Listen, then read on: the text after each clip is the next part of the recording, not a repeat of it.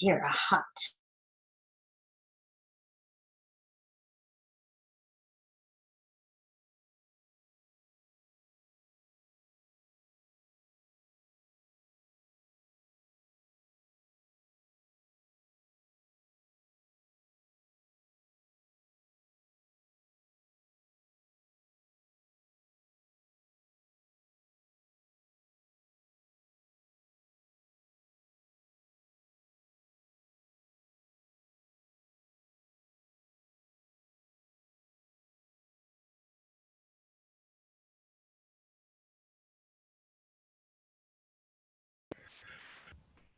Hello. Hello. Sorry, I'm twice.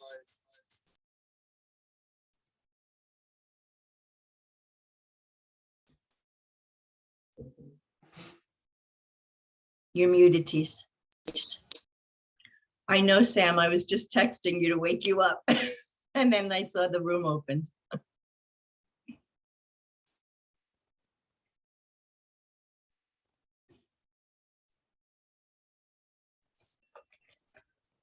Good morning. Good morning. Good afternoon. Good morning, awesome people.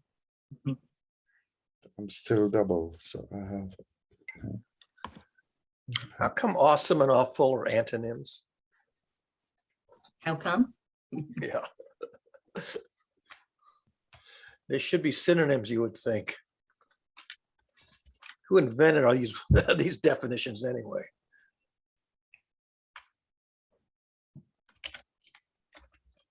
Well, I think that's the point. I think anything can go one of two ways, at least one of two ways. Enantiodromia. That I don't know what that means.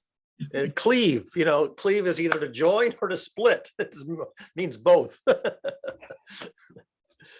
doesn't everything have the ability to mean both? I mean, if you think especially about if you're using them sarcastically, absolutely. Because often we use words sarcastically to suggest, that you're really intending to mean the opposite of what you're saying. And then sometimes these sarcastic expressions take root and become the common way of saying the opposite of what the word originally meant. I have worked very hard to train myself not to use sarcasm, especially in writing. Well, maybe it should be banned, because with words, we only present 20% of what we say and mean. And so all this different interpretation makes our work so difficult. This always trying to and assuming what the other might have said is really painful. Most of us don't like the idea of banning anything. So I think it's just more effective to let our opinions known that we frown upon it, because I don't think most people want to be frowned upon. I think most people want to be looked at highly. So I think our opinions are probably more valuable in that way. I was ironic, and that is also a very difficult way to be. They want their ego stroked.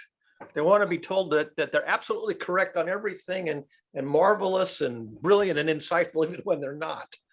And then the question is, how do you respond when you think somebody is going off the rails? Do you tell them, or you just pretend that it's not happening and don't say anything? Well, I think the in-between is that you try to get them to talk more. Like you ask them this way, you're giving, but you have to do it in a way that is not adding pressure to them. Because a lot of times when people are wound up, they're having a problem expressing themselves. So how do you get them to talk less, Stacy? I want to get them to talk less. Right, but it doesn't work the way you want to do it. The way you want to do it is like trying to push water back up a faucet. Doesn't work that way. Yeah, Sisyphus with the water instead of the stone.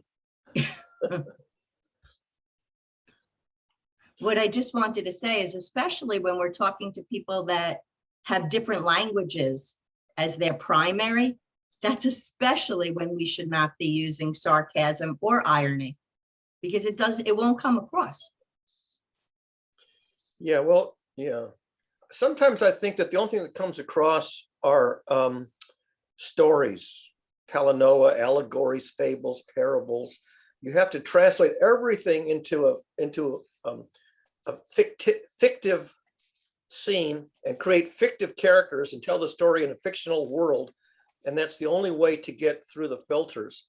And then maybe someday they'll figure out that this imaginary story is actually an analogy that corresponds to the issue that they haven't pursued yet. But I'm terrible at that. I don't know how to write a good, Aesop's fable or, But here's the biblical thing. parable. There are so many stories out there. I mean, I probably have watched more TV than most of the people on this call. Probably. But the stories are there. It's a matter of pulling them out and discussing them. And we're each going to have different viewpoints on those stories.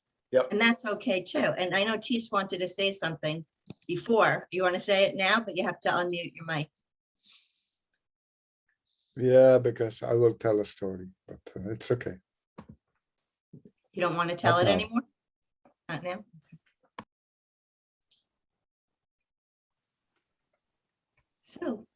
So Sam, you want us to start checking in without you?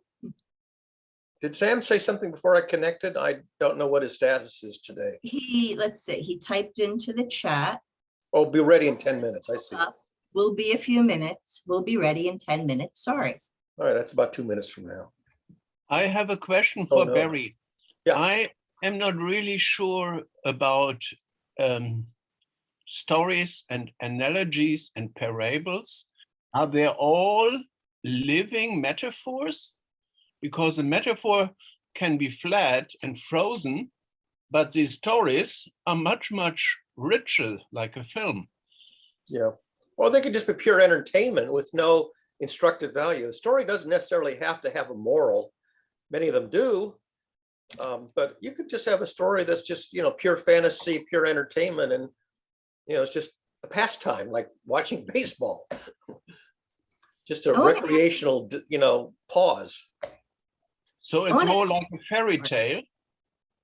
Fairy tales actually do tend to have instructional value for a certain demographic, especially children, but not necessarily just for children. Alex has his hand up, and then after I want to just ask Glenn a question. It's an important point about what Stacey mentioned with the irony and sarcasm, because if you've got a story that contains irony and sarcasm, then that needs to be in a group that has to speak in the same language too, because there'll be people watching the show that don't speak English or whatever language the story happens to be in.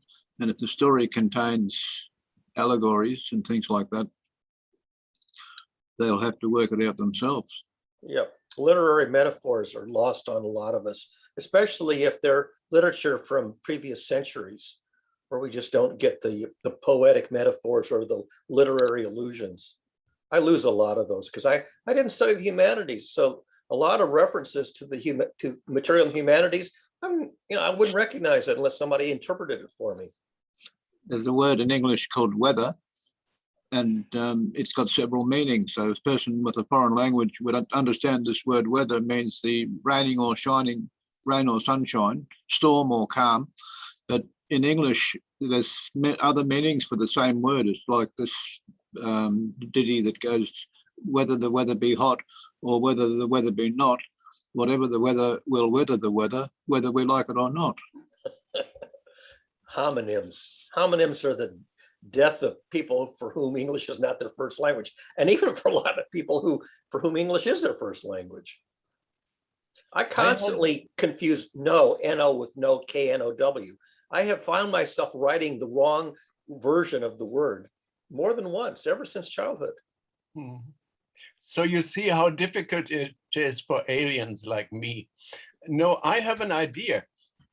How about everybody tells to the group, maybe in another session, his favorite learning journey story, maybe from a fairy tale book, maybe out of real experience, but really very short, like in 3 or 5 minutes maximum, to really show what or where our heart is, where we resonate, And for me, all these stories at the campfire are so full of learning that I think we should make this to learn to know each other. And I'll just moderate because I'm not a his.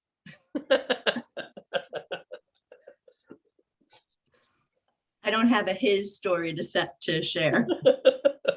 Carry on, Stacey. You wanted to mention something. I wanted to before. ask Glenn something. Glenn, I saw a post you made, and I would love it if you'd explain it. The post was, I used to you passed by in the dump, something like that, and then I learned great behavior. Yeah. Yeah. What was it? Yeah, I'll try to read it. I used to be a nobody. I used to be the guy in the dump that everyone walked past. Then I learned great behavior. Read my comment if it's on the pad that you're reading from. Yes, I did read your comment. Yeah, well, it's a sort of, I guess, a very metaphoric or funny little thing, but builds on this theme I've just been wondering about. Great behavior. What if we learned the art of great behavior? Is there such a thing as great behavior? And if we could learn such a thing, maybe that could be a shortcut to solving all kinds of problems and basically making life better. So it's basically just this theme that I'm so interested in these days and have been very interested in for the last year or so. And it kind of builds on another theme that I've also been very interested in, which is the theme of patterns of movement in space. And so that's how I understand behavior. Is I kind of see it as a pattern of movement in space by physical bodies. And this is why this whole idea of behavior, but also this, question, what would great behavior be, or is there at least very interesting behaviors, or could there be very promising behaviors that could open new paths to other more stable, let's call them golden behaviors? It's just a very fascinating question. So sometimes I'll write these, funny little stories that sort of move a little bit around some of those themes. Well, that's an example of what I was saying of not knowing how to take something, not knowing if something is literal or figurative. I mean, that's what we faced during the first election. A lot of Trump's voters would say that what he was saying, he was just being figurative. He didn't mean it. Those are the people that didn't vote for him the second time. But I think a great behavior, but it's not, it's actually a not doing of a poor behavior. Maybe a great behavior is not using sarcasm in conversations with people. Yeah. Might be, yeah. It would be interesting to come up with a list, sort of what Heiner said, going around and having everybody say one great behavior, because it would be interesting to see who doesn't agree with the behaviors, because, we are all different. And I don't think we're necessarily all meant to interact with each other. Not that we all don't belong to the same whole, but that doesn't mean we have to be on the same work team. Heiner? Heiner? Go ahead. Speak, Heiner. I want to see if we can hear you. Okay, I had this association when Glenn was talking that he was referencing to Gurdjieff dances. That's like the Enneagram and having the energy flow from one state to the next. And Gurdjieff was doing these dances to really go deeper. And he was also a great guy in storytelling. Maybe Glenn, I think it's your hobby, can tell Yeah. more about it. So Barry doesn't have to look into Google. Can you put that name in the chat? I made a Oh, guess I at see it. I see it. Is that correct? Gurdjieff. Oh, Did I spell it right? Not quite. I think it's with double F. But that's quite correct that I'm very influenced by Gurdjieff and the Gurdjieff tradition. And I've been working with a Gurdjieff group actually for about 16 years. And so I'm very, very inspired by that tradition and these dances. I've definitely also tried many of those dances, and that has clearly been an inspiration that probably is connected to why I've become interested in this idea of patterns of movement in space and behavior. So yeah, so that's definitely So can you expand also on the Enneagram or the intelligent Enneagram of Blake, basing on Gurdjieff?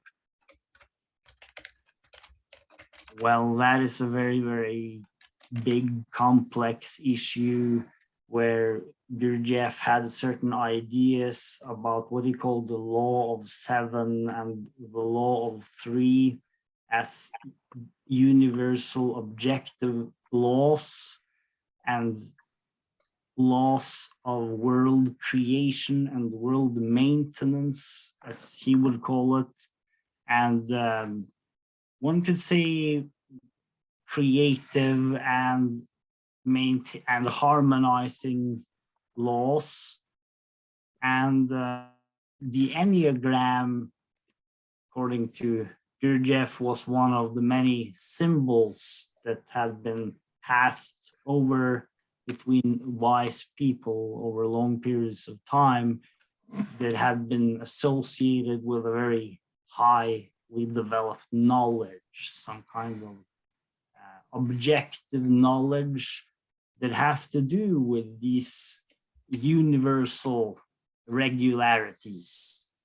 And so the law of three is this idea that everything consists of something active, passive, and neutralizing, while this other law of seven has more to do with processes and how when a process begins in one direction, it tends to change its direction after a while. So, but it's obviously very, very complex ideas, which in the Gurdjieff tradition is related to also, the consciousness development. So it's kind of mysterious, the whole thing, but definitely very interesting. Yeah, Alex. I was interested in the great thinking, like that guy you walked past down in the rubbish tip. He was thinking, but he had an idea that great thinking would be a good idea. And so Gurdjieff has had the same idea that if we can simplify the thinking process and give people some a spider's web type of basic mapping ability to put their thinking patterns onto, they can see where they're going right, where they're going wrong, and where to move their thoughts. But this guy was describing music. He was describing rap music or acid rock to some teenagers, and I had to pipe in and mention that music's an art, and like all arts, there's different directions you can take to develop. And without that understanding of the basic concepts, that progress is slow and very difficult. So when you learn about the scales in art, and also you learn about the circle of fifths and things like that take you into the scales and the concepts that are more complex, you learn how to develop better music.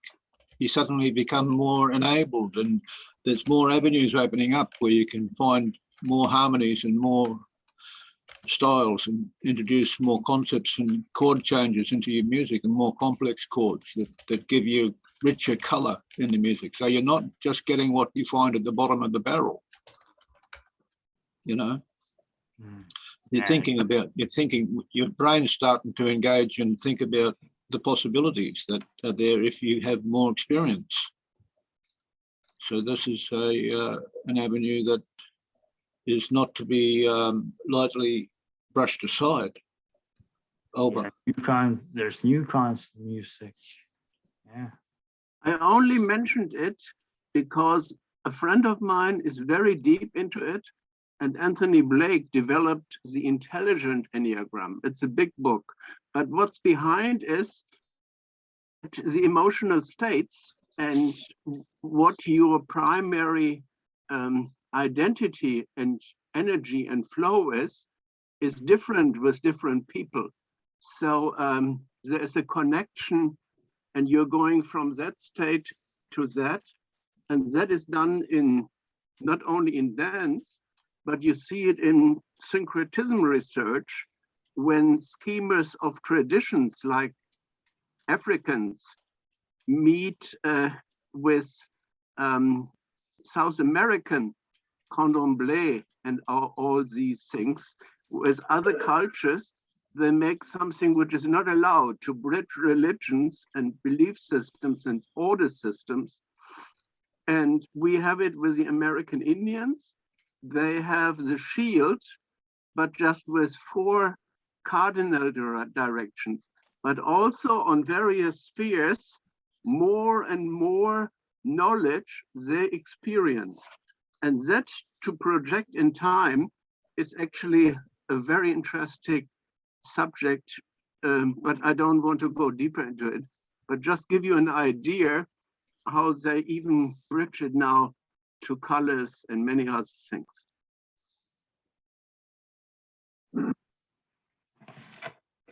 So what are we on to now? Yeah, sorry I'm late. I gather you guys are well on your way. So what are we talking about?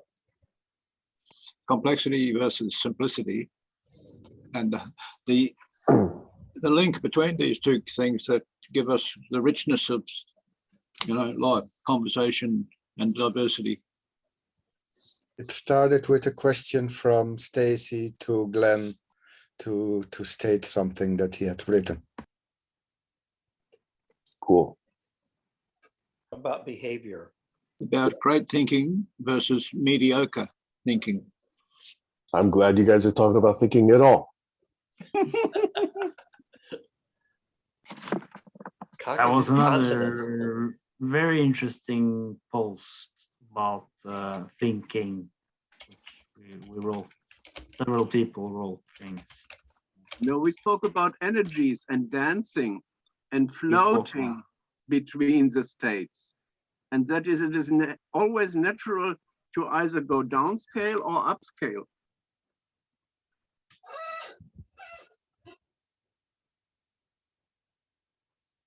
I just want to point out that this notion of dancing and music and other nonverbal forms of expression, these tend to turn on the right hemisphere, make the right hemisphere more active, and sort of shut down temporarily the left hemisphere, which is about talking and reading and conventional language, analytical.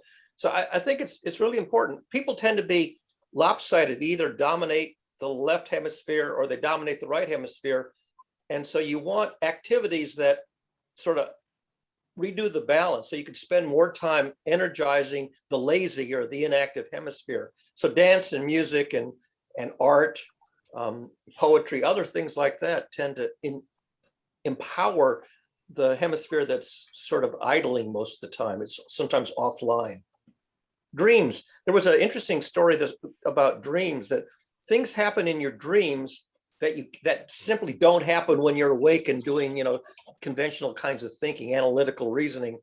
And I know when I go to sleep and I kind of shut down my analytical hemisphere, the right hemisphere then sort of wakes up in my sleep. It's the right hemisphere that comes alive and starts doing these swirly dreams. It's all visual, and lots of interesting things come up non-verbally in dream sleep. But I got to turn off, the thinking half of the brain, the cognitive analytical half of the brain, in order to give the other half a chance to do something, make a contribution. Is it Yeah, true you have need to turn it sleep off? more. What, Sam? Sorry, Heiner. I would say, is it true you have to turn it off? Can't you have both active simultaneously, concurrently? I can. It's not easy because one of them tends to dominate. So it takes a lot of discipline to get them into balance so that one doesn't simply blow away the other. I was taught a technique, which is one of like at least a dozen different techniques in how to cross the bicameral brain. Right. And if you take your hands and you put them crosswise and then intertwingle your fingers, Right. and then you cross your ankles and you sit that way for a while, supposedly that gets, some crossing of signals across the brain this way. Now, it's usually used in terms of locking in a lesson. In other words, there's something, I don't know if you guys know about PK, but it's this way of really understanding whether your body understands truth. Have you heard of this, where you hold your arm out and then you say, I am strong, and then somebody presses your arm down, and then you say something like, I am weak, and then you press your arm down again? Or they give you a true statement to say and a false statement to say.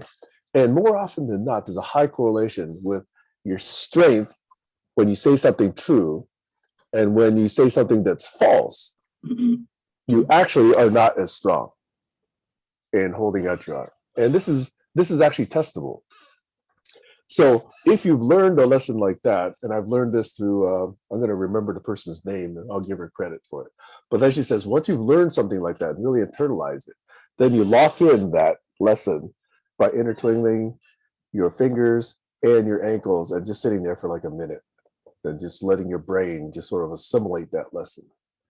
So not that I know the theoretical underpinnings of it, but I'm kind of passing on one of these practices they have picked up and come across in the last few years.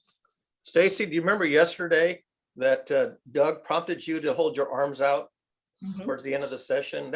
Sounds like the same thing Sam's just talking about, that physical exercise having some effect on processing or locking What in. Sam was talking about, they also use to find out like what foods might not be good for you, or what things in the environment, something you might be allergic to. They use that too.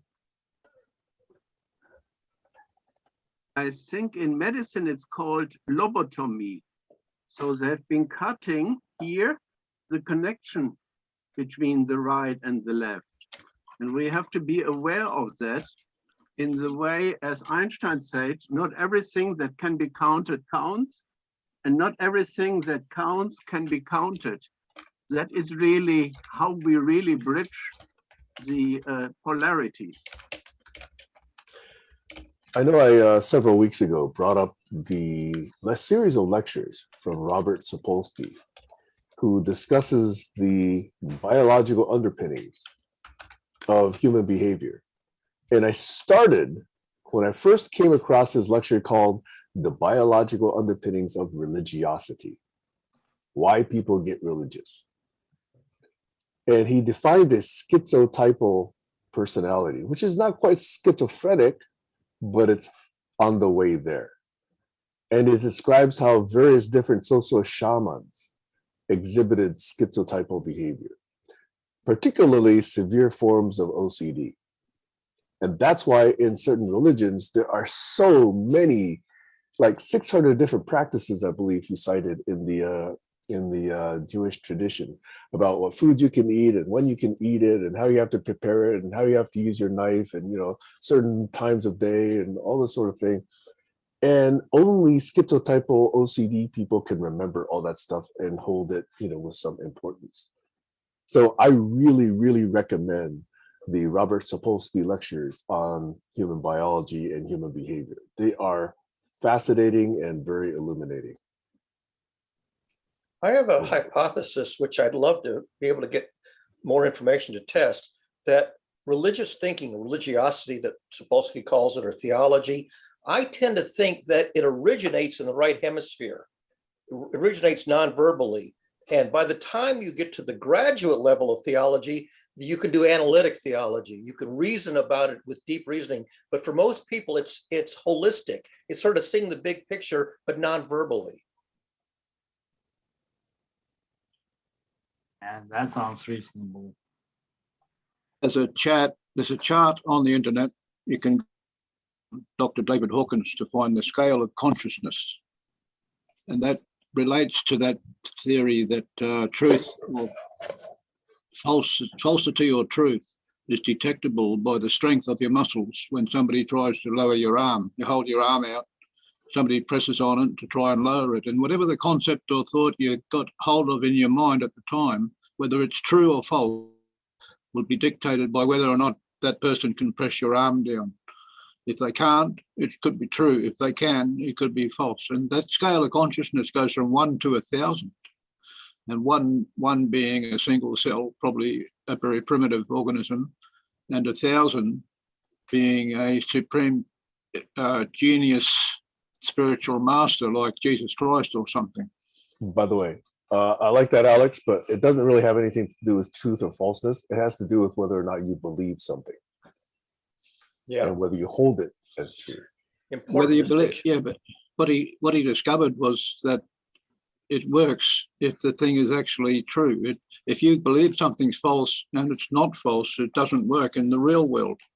It's applicable to the real world as well as to what the person's belief is. The video I haven't come across. It's explained in the video. That's why his book was so successful and his discovery was so momentous.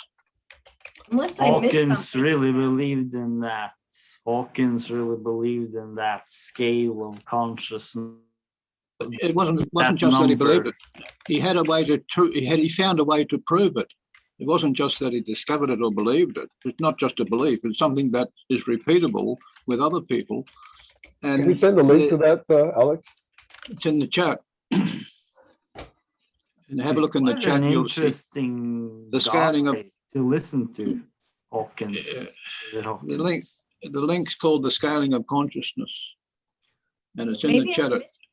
Maybe I missed something, but Sam, how is that different from what you were saying with the arm? What I was saying was it's a degree of how much you actually believe a statement that you just say, not whether or not it has any objective truth in actual reality. But what Alex says is interesting. So I'll look at whether or not the evidence supports this objective truth business, because if I say something like there are 27 types of quarks, and I don't know whether or not that's true or not, but if I can actually test the universe by saying statements like this, that's actually a different approach to science. So I have to say, honestly, I'm skeptical, but I'm open-minded, so I want to go and find out more. Because when I had added about how they use that to find out if you're allergic, I was kind of on the same wavelength as what Alex was saying. I think what he found out was, you know, if you think like pouring hot water over your hand will not scald your hand, then you won't be able to press your arm down, because that's false in the objective universe. You can't tell it, you can't lie to it. That's what he discovered. Over. Well, I think, aren't there some results in hypnosis that would contradict that? I can actually say, hey, my body is a plank, you cannot, bend me in a hypnotic state. Hypnosis and then takes people can't bend me. Yeah, hypnosis is like voodoo magic and woo-woo. And this is not? Well, it's repeatable with other people. It works the same. And so is hypnosis. No matter who's sitting in the seat. What would we call the kind of statement where by making the statement itself, I might make it true? Is that magic? if I have a certain type of statement where the act of making the statement makes the statement true, that there's certain types of statements, we could call them creative statements, where the act of making that statement may, under those conditions, make it so. Yeah. There's a whole category of them. Okay, if you say Right. I believe blah, then that statement is true, right? Yeah. You By believe it. definition, if you really do believe it. Yeah. Or you could say more simply, I am saying blah. That statement is true. Right.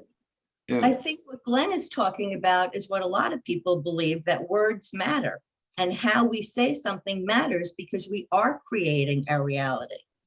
Well, that's Yes, where yeah, you get exactly.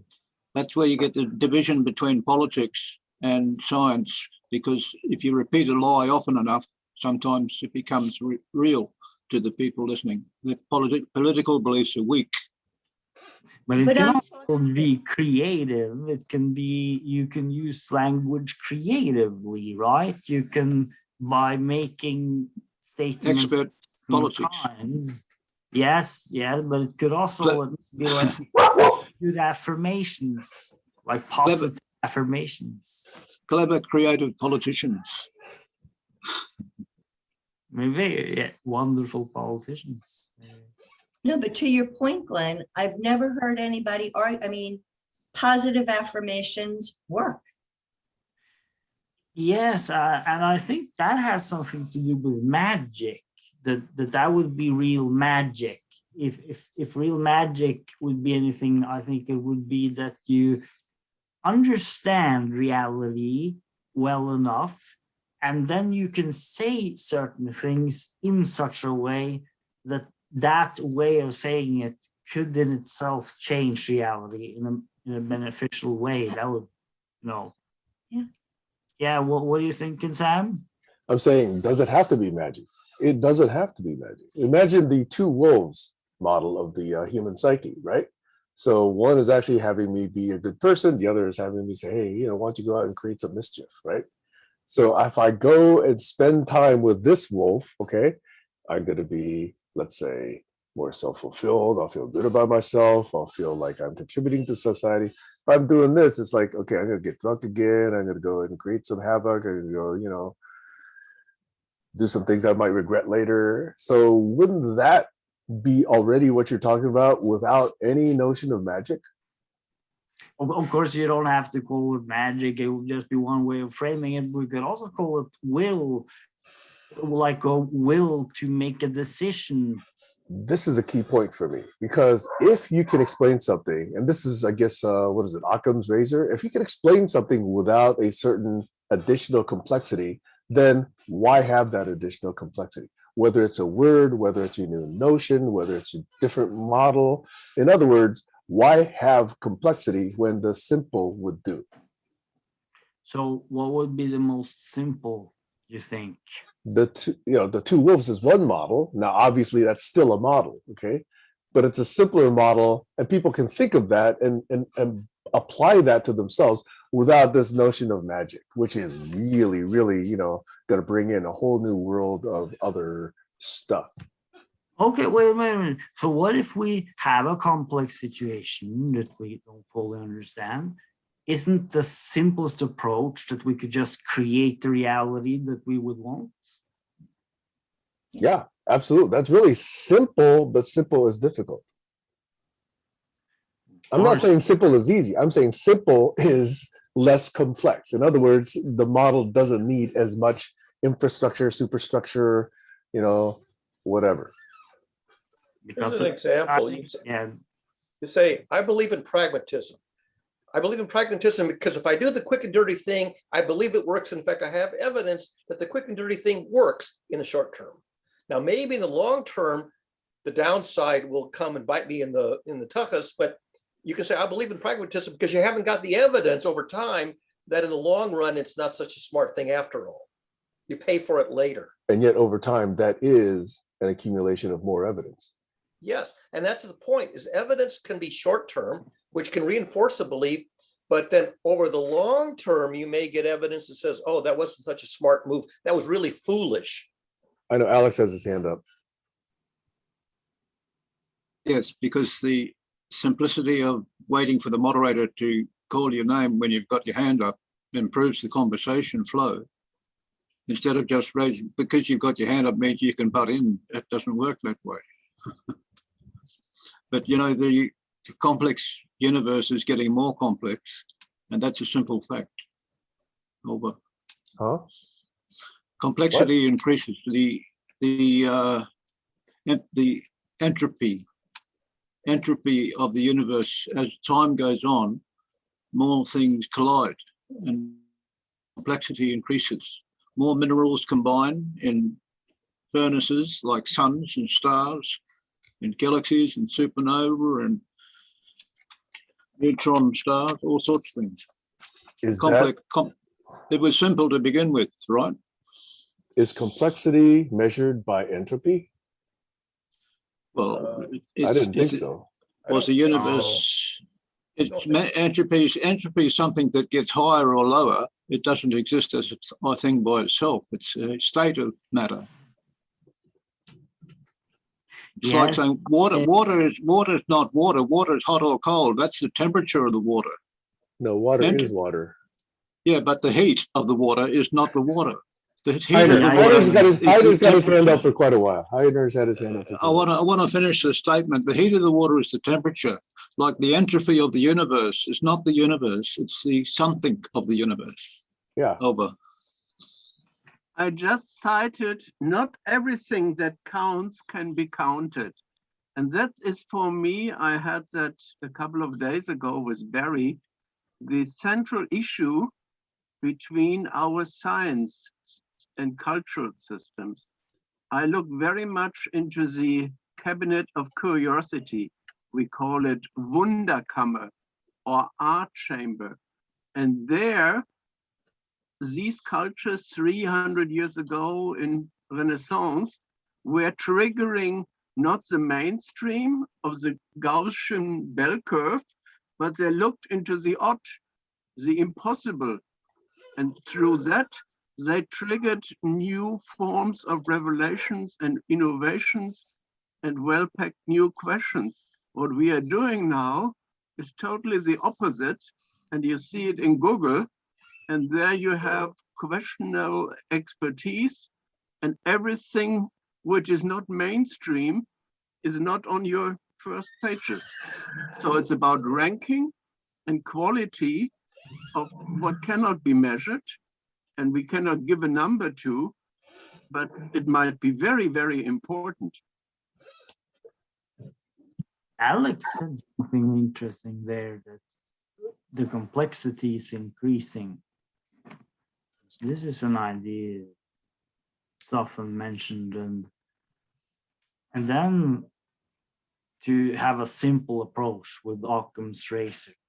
Could a simple approach be we have a system that's anti-fragile and adaptive, and the simplest approach is to be capable of having any kind of approach which suits the situation we're in, so that maybe the best relationship to complexity could be a creative approach?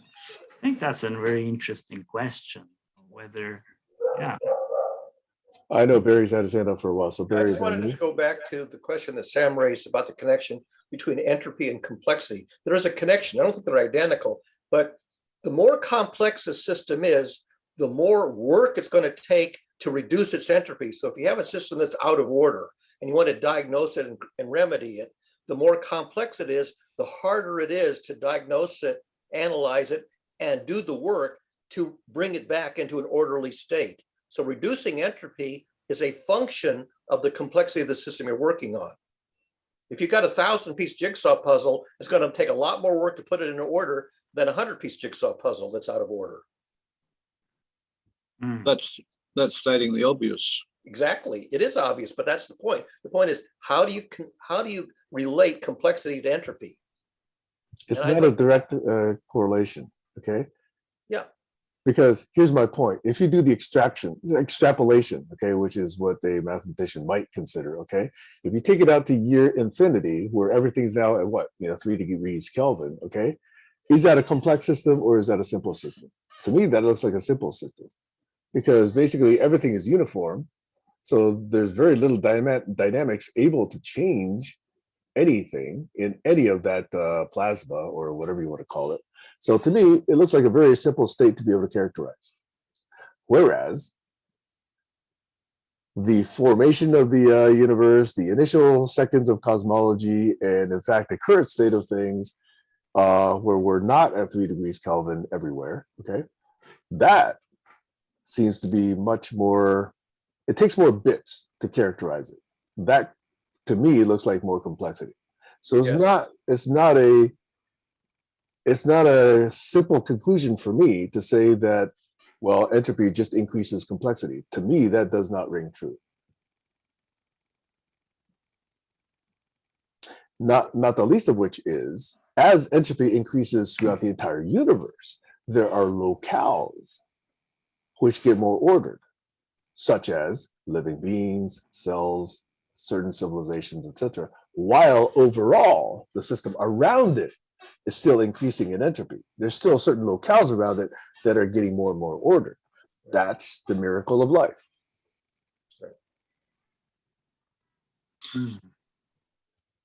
There's an issue with miracles, as the scientists pointed out on the board. There were cells dividing, and there was entropy. There was influences from all manner of different magnetic forces and temperature forces, and the elements all contributing their force to what was occurring in the experiment. And the miracle was an issue because we didn't have a way to explain miracles. We had a way to explain all these other things. In order to explain the miracles, we had to introduce some kind of spiritual notions like, I'll let Colin describe that. Okay. I apologize for using the word miracle. I was not trying to have you guys take it literally. Miracle is something you simply observe that you were completely unexpected, that you can't explain. Doesn't Which mean is that it's a magical or statement anything. about ourselves. It's not a statement about the phenomenon. Yeah, it's just Just that like complexity. Complexity to me is a statement about the speaker, not about the system so much. Yeah. I mean, we can be astonished by all kinds of wonderful things happen that we never anticipated, never predicted. And, so astonishment, like, somebody gets cured of a disease that everybody thought was going to be fatal, you'd call that miraculous. So you're really saying, I'm astonished. I never would have expected that. Okay. I don't see how that could have And happened. this is for Colin, okay? God worked his magic there. The God of the gaps. Real theologians don't like the God of the gaps. That was also for Stacy. I should have said God worked her magic there.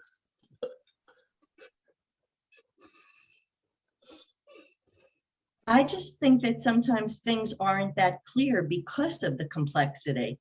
So even when you want to disprove something, there's that complexity that you may not be aware of as to why it didn't follow form. Heiner? Well, we speak, or I learned it in Santa Fe, there's the known, the unknown, and the unknowable.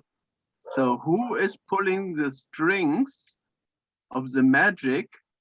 And is there a single energy, a person, a spirit, or is it just out of our cosmos, of our ways of interpretation and knowing and being? And Or is there's it the all of those question, things? how could we understand a more advanced mind than our own? That's also This gets Tough back question. to the fairy tale, in the famous fairy tale of Jack and the Beanstalk. You have this tiny little bean and you throw it on the ground, and by some miracle process, it grows into this very tall beanstalk, so big that you can even climb it.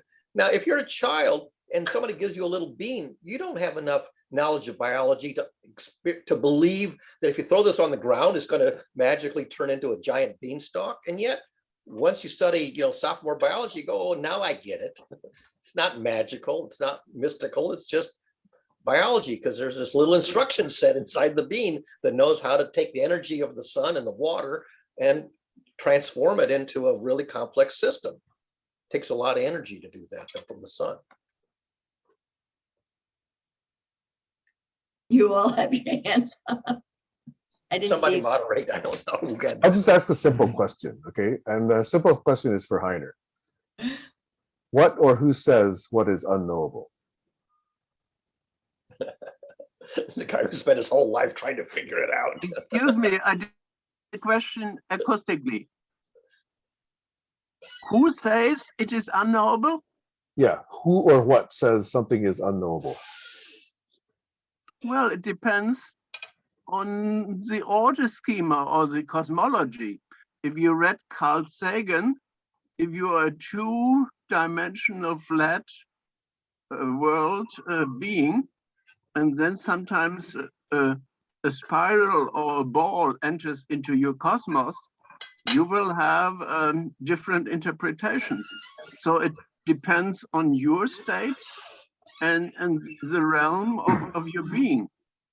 And if someone states so or is not just understanding, is sometimes very different or very difficult to distinguish. Alex, and then me.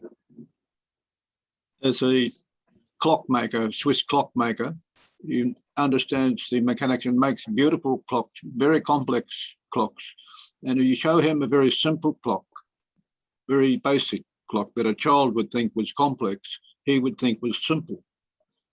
Because to the child it's unknowable, but to the more enlightened person, it's not so unknowable. Over.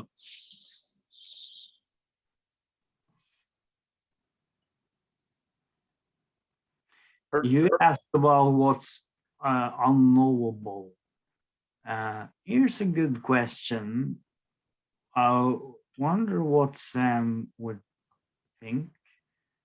What would you think would be a sign of, let's say, a vastly more advanced intelligence? Let's say that there was some intelligence that was not 1,000 times smarter than us, but more like maybe at least in the billions or trillion times smarter, or even more than that. Let's say that there was some intelligence in that domain. How would it be possible for us, it's just human beings, to recognize this? And how is it possible for us to have knowledge of something like that? You want me to answer that? Yeah. Okay, so the first answer is, it is possible that they exist and that we never know about them. That's my response number one. Response number two is, if they want us to know about them, it would be extremely easy for them to show us something that we just cannot comprehend with our current level of understanding of the universe. And that would have convinced me that, hey, these people understand the universe in ways that we don't yet comprehend. So to me, that would be easy. It'd be like, materializing something in the palm of their hand, or making the dead, come alive, or, creating a three-stranded DNA that then propagates itself into a new species of whatever. Yes, I think, extremely intelligent beings could choose, and most likely would choose, to just disregard us because we're like bugs, But if we choose to let a bug know about us, yes, the bug can see that, yeah, we can put a leaf in its way, or we could actually take its legs apart, or we could do something, anything, So it's a matter of whether the much more intelligent species or being would want us to be aware of them. Because if they're that smart, they could certainly hide themselves from us very easily. So that's my response to you. But I do have a question for Heiner, because is it not true that we, as 3 or 4 dimensional beings, however you want to count them, can still model the 11-dimensional universe in certain ways without actually, quote unquote, being 11-dimensional beings the way we currently think about them? We have ways. We have this notion of orthogonality. We have this notion of building up, by inductive modeling, how behavior could expand to higher or greater dimensions. So once you've passed 2, it is possible to model more than 3. So why do you say it's not possible for us to understand 11-dimensional phenomena where we clearly have already thought about that quite a bit? Over. Depends if we remember what orthogonality means. We do. Orthogonal means a right angle, and so space has 3 dimensions. If you do it in the abstract, like in a mathematical model, then you can for sure give it many, many more dimensions, but it depends on what you call such dimensions, if they are not orthogonal. So we know all these problems with non-Euclidean geometry to really grasp it. And then how can we build it? So I think for me, all these terms like space or model or orthogonal, if they are not haptic, if you cannot really jointly negotiate and explore, then it's just a mathematical abstraction, and sometimes helpful like a map or a model, and sometimes maybe wrong and not pragmatically usable. So we should really watch our terms, and it's with many other terms, like, is it spatial flat or spatial deep? Alex has his hand up and then I'll respond. The triangle Heine mentioned comes into effect. When you have a 2-dimensional space, you can have a right angle, but a right angle by itself not going to give you much. If you've got a table, it's got several different, it hasn't got one right angle, it's got more than one right angle. Then you've got a table or something. And triangles, the same thing applies. If you've got 2 sides of a triangle, it's not going to help you much. But if you've got the third side, that encapsulates a space. It might be a 2-dimensional space, but if you add a point either above or below, or to the left or right, that third point gives you 3-dimensional space where you can conceive of complexity and simplicity and whatever else you need. Everything's encapsulated by that space. So that makes it, does that make it any simpler to comprehend? Multi-dimensional mathematical spaces in the imagination, they can become so abstract that you end up in a rabbit hole. Over. Well, I don't know how to unpack that, but my response to Heiner is, Heiner, I'm with you on what you just said about 98%. If you hadn't used the word just, I would have completely agreed with you. But you used the word just, so I must take offense. I know you would. And I know that I don't know what just means. I love mathematics. I loved Mandelbrot and his Julia Menke.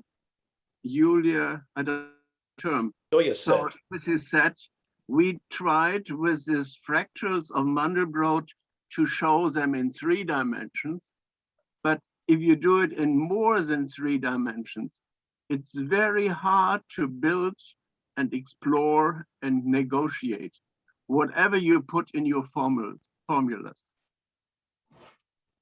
Really following up Sam's thread, you said that more intelligent beings, if they wanted us to understand, they could probably make it easy for us to understand. Well, maybe they wouldn't want to make it easy for us as one possibility, but there is, of course, the possibility that it isn't even easy for them to make us understand.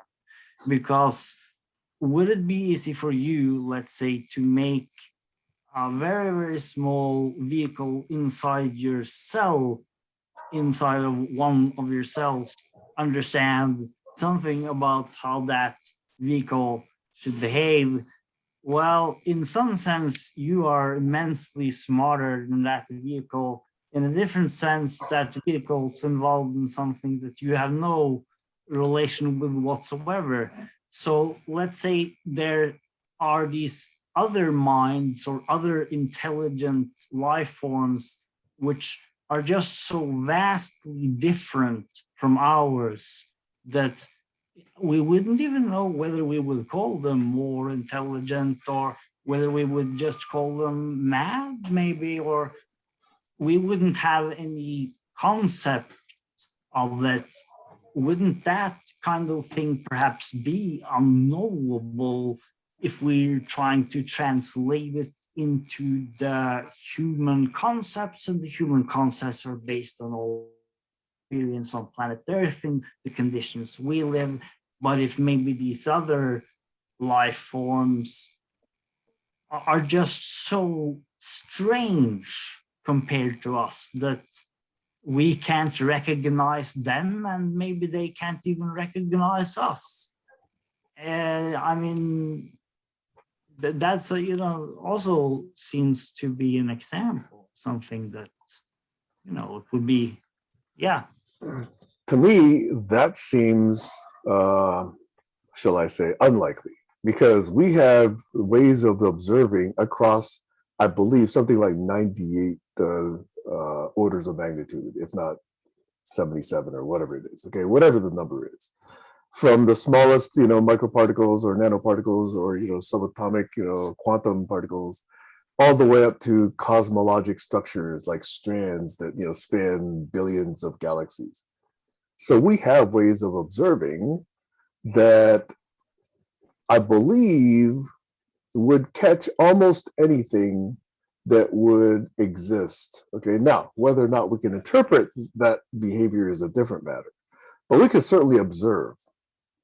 Maybe we don't have the time scales because we live too short, and maybe these beings live across eons. We don't know, but at least there's a chance we could do so, because we can still detect the differences in quartz vibration, that are just so extremely small that we thought, wow, it's better than any clock. So we can certainly detect differences across vast scales. So this question you pose, to me, I mean, it's an interesting theoretical question, but to me, it appears unlikely because our ability to observe has been increasing throughout the entire history. But isn't that sort of the problem, that we could see some differences, but would we be able to recognize it? And especially that mind as a mind, could we recognize that being as a being if that being is so vastly different from our conceptions that whatever things we see, we're just not going to recognize as such a being, because it's like a cloud. Maybe a cloud is a being in a way which we don't consider a being, because it's just, yeah, what are you thinking, Heiner? I think I always follow Mark Twain when he said, when you think you know but don't, you get into trouble. And I know from the atomic model and from the neurons that our models of them are absolute oversimplifications. They have to do with fields, with resonances, with patterns and their interaction. And they are go-to-bone Unschärfe, I don't know it in English, that we don't even know if it's a corpuscle or it is a wave, and how is this wave. So all this measuring has to do with data, and there we are often perplexed the moment we cannot measure it. And there are many things we cannot measure. Do you agree, Sam? Like Are what? there things which cannot be measured? Like what? Like the kind of minds that we described, for example. Other Morphogenetic fields No. and their interaction. No. This Mere, is object. on levels where we don't have data, in my opinion. Heisenberg says what you can't. and measure. hyper objects. Sure. Good word. I think that whatever we can observe, we can conjecture about. Conjecture, yes. Yes. And what we conjecture about, we can design experiments to make more observations. Yeah. So to me, that's enough. Now, if you want to hypothesize something that we cannot ever measure, fine, but I don't think that's going to actually matter in anyone's life. Could be It wrong. mattered in the life of Alan Aspect. He spent his whole life trying to measure things that Heisenberg said you couldn't measure. And Einstein, Podolsky, and Olson said, well, maybe you can. Yeah, and then we would have a different notion of it. We would have a different conjecture at that time. That's completely fine. But So to how do posit you- initially that there's nothing that that we can measure about something is defeatist, it seems to me. Why have that opinion? So how do you It's- measure emotion and compare them? Oh, come on. We can Crudely. understand all kinds of ways about measuring emotion, whether it's in the consequence of action, whether it's in the blood flow, whether it's in the heart rate, whether it's in the words that people use. I mean, there's all kinds of ways people do this. It is being How do studied you- extensively. And to study Wow. something, you've got to be able to observe it. You So can, how do you measure love, finest quality of love, the most exquisite feeling of oneness with all of life? How is that measured? It's measured, but you By measure, picking up a golden retriever and holding it in your lap. yeah, I it's think measured. I think we should need to differentiate between the object and the projection. And certain projections we can maybe compare and make them comparable. And if they are then compatible is a quite different question. But they're all useful questions. And for Oh, us to sure. think that we cannot observe or cannot measure is, to me, a useless opinion. If that's really your belief, then you have no way of understanding that thing even more deeply. But the fact that you can discuss it, the fact that you can describe it, the fact that you can observe it, the fact that you can write about it, the fact that you can actually see it happen, the fact that you can actually detect differences between it here versus there, those are all observables. Now, Okay. whether or not you have the degree of granularity and precision is a different question. We've not perhaps developed that, but that doesn't mean it's impossible. How many? So, Sam, here's a good challenge for you, Sam, then. So you got a person who was born blind and never seen colors, and they have some other friends. They're actually even color skeptics. They've heard stories about it. They Yep. think it's just nonsense. And now you're talking to that person. How can you prove to them? How can you make them understand the difference between the shades of colors? You can give them a theoretical understanding, but they won't have the haptic experience that Heiner talks about, because they won't have the senses and the correlatives to actually understand what blue is versus yellow versus red. But if you introduce them to spectral behavior, and introduce them to heat, and introduce them to cold, and introduce them to wavelength, and introduce them to frequency, then they can, in theory, understand them and extrapolate them to 5,600 angstroms being green or whatever it is, okay? But they won't have that internal experience of it. And they wouldn't actually understand that at all. They would understand correlates, which are those frequencies, are the correlates in the situation to that experience. But in this case, it is that experience itself which is the issue. And it seems therefore that if you don't have the experience itself, then any measurement doesn't make any sense. So it's No, the measurement still makes sense. Yes, but you always relate it to your experience. You don't have to. That's a very limited form of understanding. How can you relate it to anything else than your experience? By analogy. We have, like I just mentioned, at least 100 orders of magnitude across which we observe phenomena. We only live within a few of those orders of magnitude on any dimension. Yes. Oh, yeah, absolutely. And yet we still extrapolate, and we still make models, and we still make predictions. There's nothing limiting us from doing that. No, I'm just saying that those predictions are being made in a way which is always based on the typical human experience, human perceptions, human sense experiences, etc. Obviously, but that wouldn't then make it easy for us to understand something that was in a completely different domain that's very different, right? That you get my point? I do, but Heiner's had his hand up for a while, so I'll withhold my thoughts for now. Okay. In general semantics, Korzybicki, or how it is pronounced, says the object, or no, the word is not the object, and the map is not the territory. So you're talking here about projections, and these we can negotiate. And there I'm fully with you. These maps, these models are pragmatic, and there I'm with Barry, but they are not the thing. Simplifications that we can Yeah. have. Cool. Never said they were the thing. We're talking about understanding, and understanding takes place here, not there. Okay. Yes, but this leads to oversimplifications and to overclaims. You see, we have 4 houses in the street here, the International Braille Institute. Braille developed the language of reading for the blind people. They have a very, very nice way to understand. But what they imagine is not how they can communicate as to us. It is Okay. just approximation for a valid pragmatic purpose. May I respond?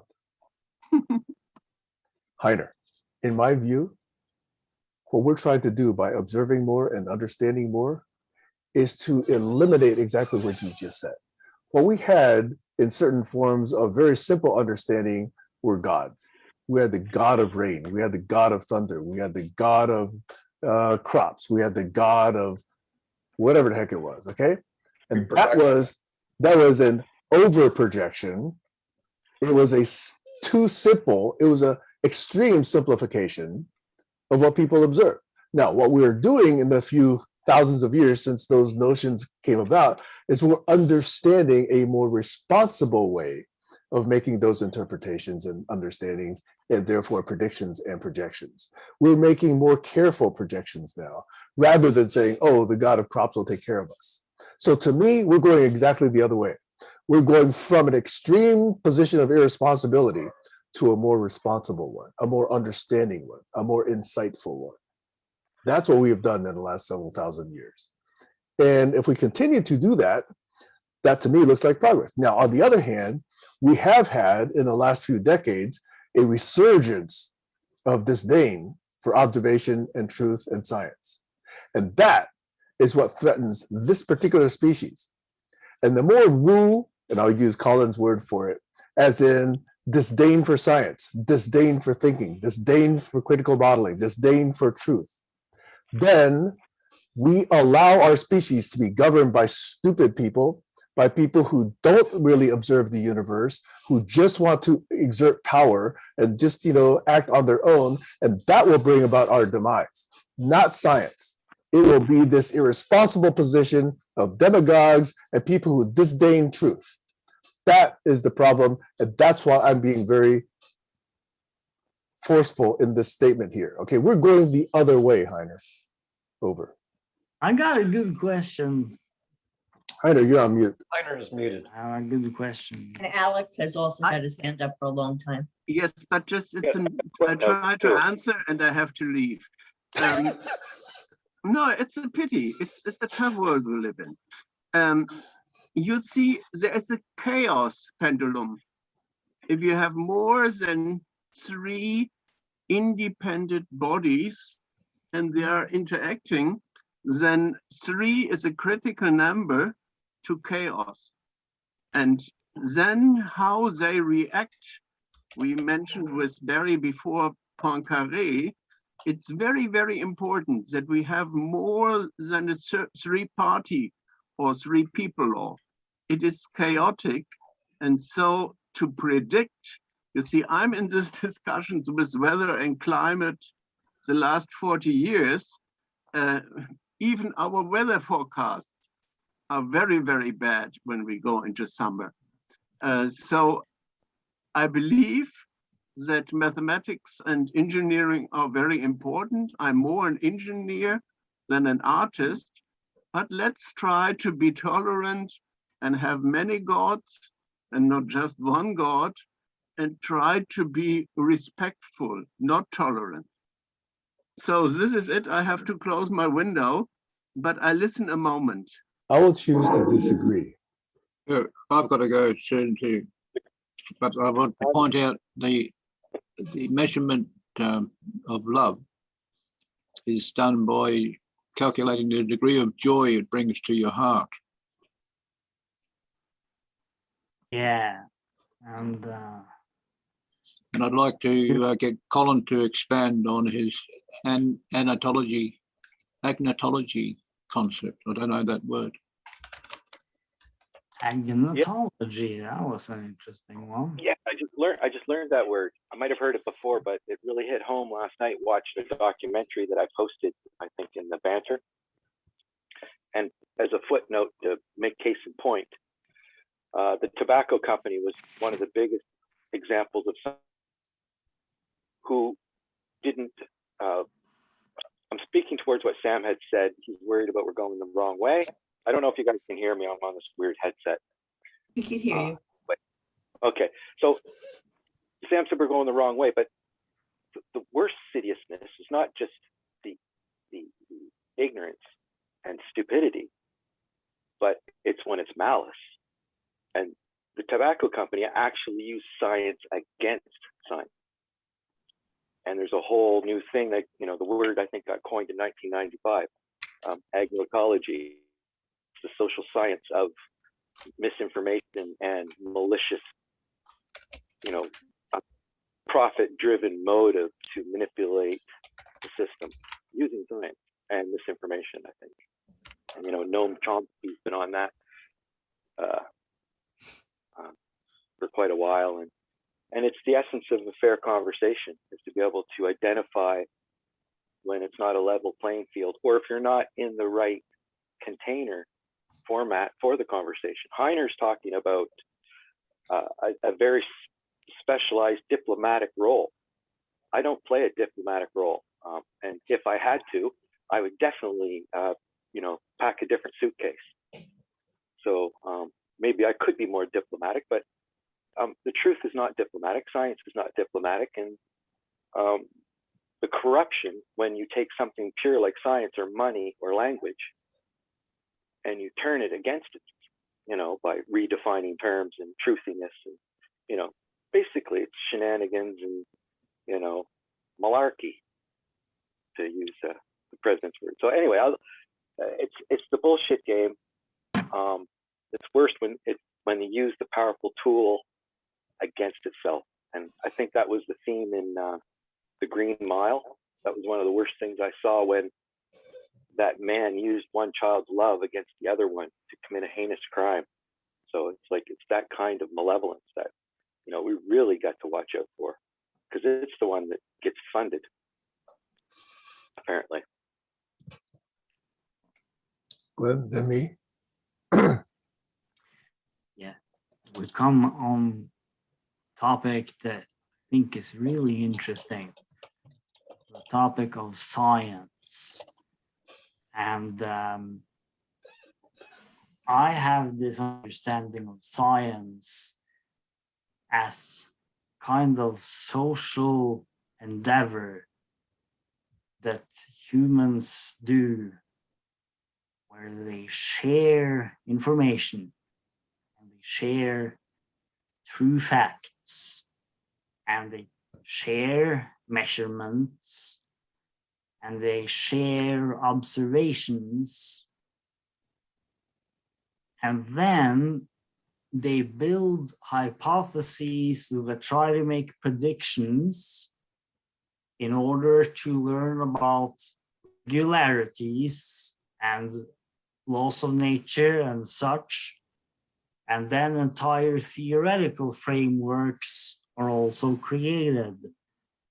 But the characteristic feature is that the theory is always related to the empirical experience, which is based on the experience of the senses, which then comes back to the issue I talk about a lot, the movement in space, the events that happen as we move around.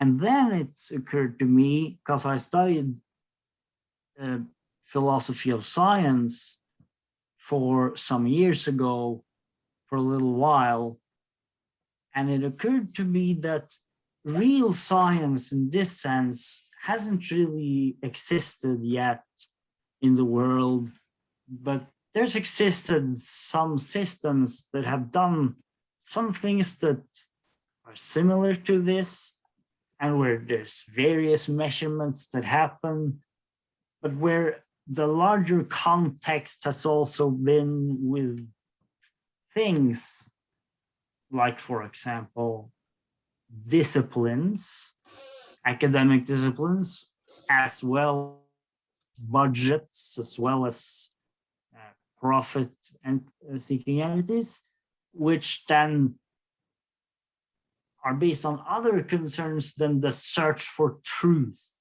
which should be the classical scientific way. So that's the scientific spirit, right? It's the search for truth. So then, if I define science in this way, then it seems that the real science hasn't existed yet in the full sense. Now that we have the internet, we can begin to dream into what real science could be in the next few hundred years.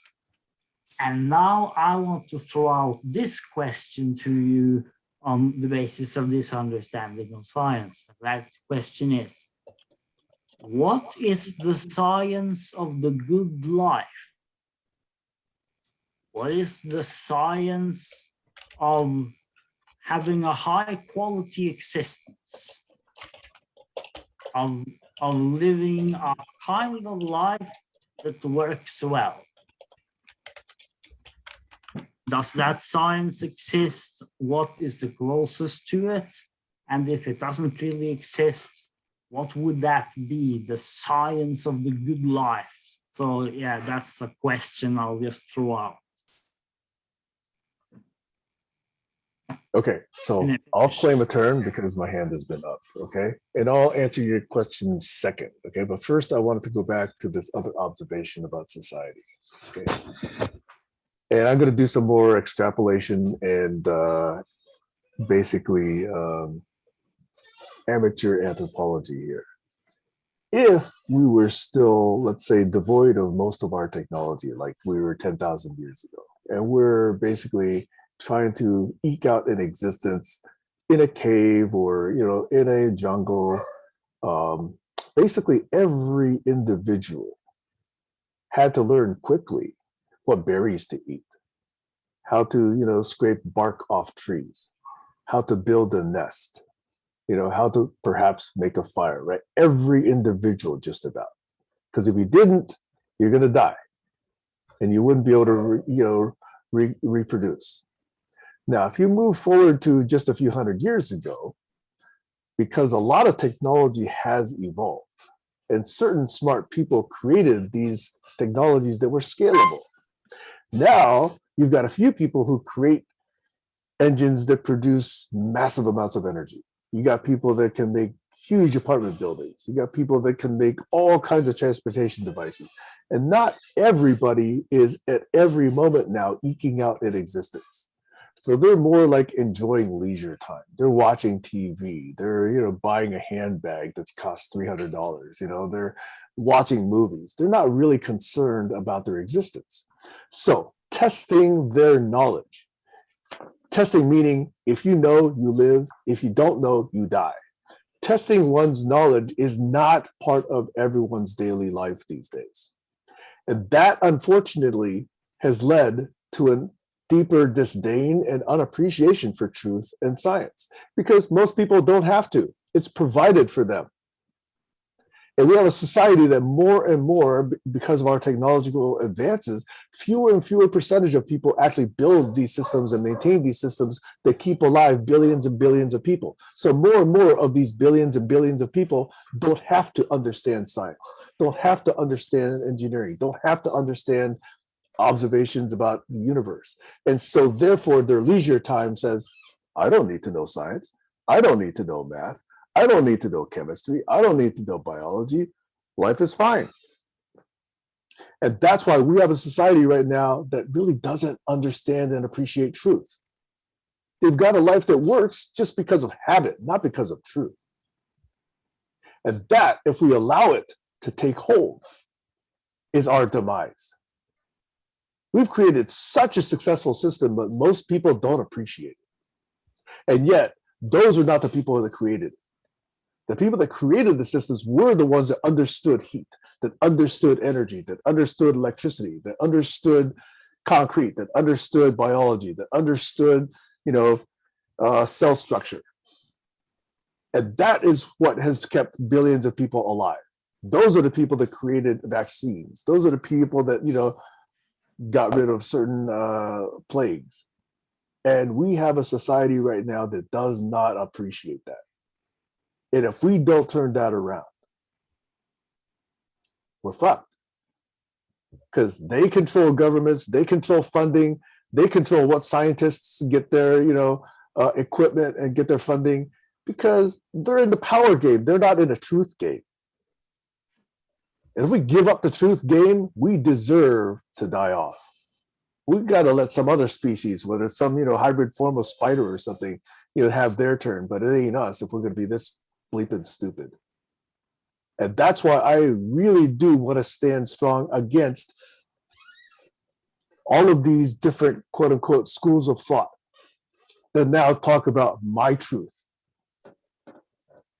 your truth, live your truth. They're fooling themselves. They're fooling you. They're fooling us. It's irresponsible. If we don't recognize that, yeah, we absolutely deserve to die off. We've got to grow up. If we're not going to grow up and help other people realize this bullshit, don't expect us to be around 50 to 100 years from now. We've got to get over this bullshit about your truth, my truth, alternate facts bullshit.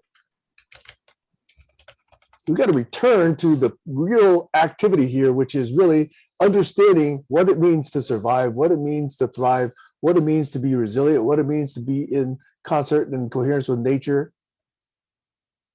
Because right now we're not. And I do feel a sense of urgency and a sense of responsibility about this. I don't want to tolerate more of this, your truth, my truth business.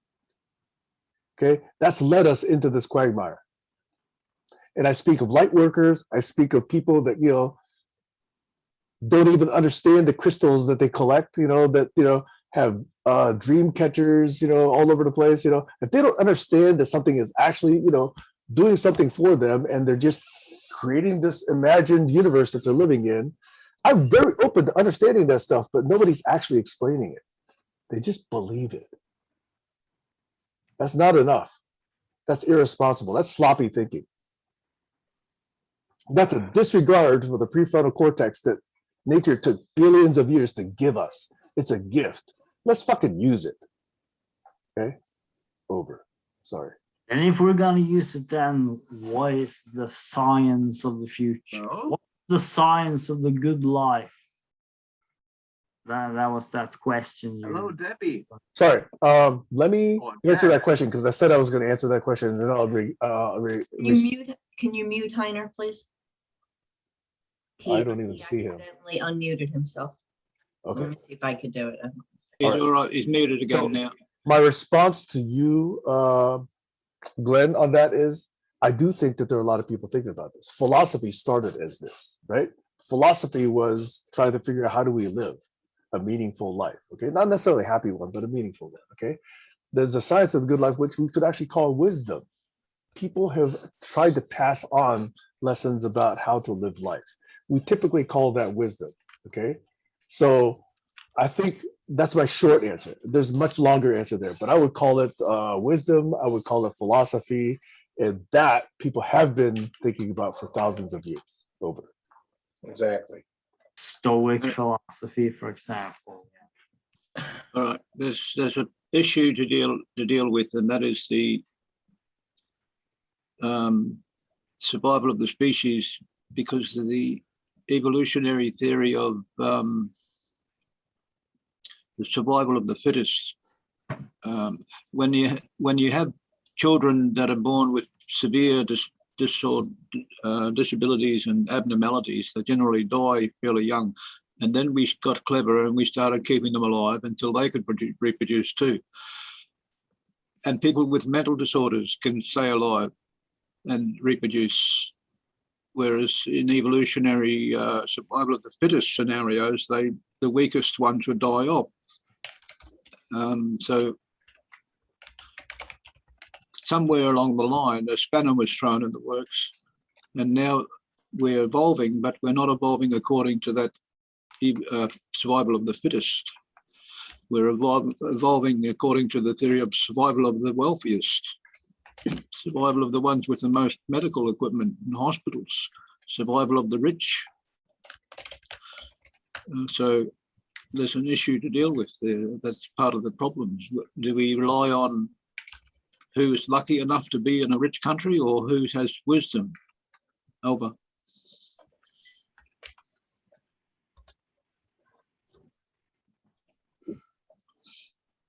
Colin's got his hand up.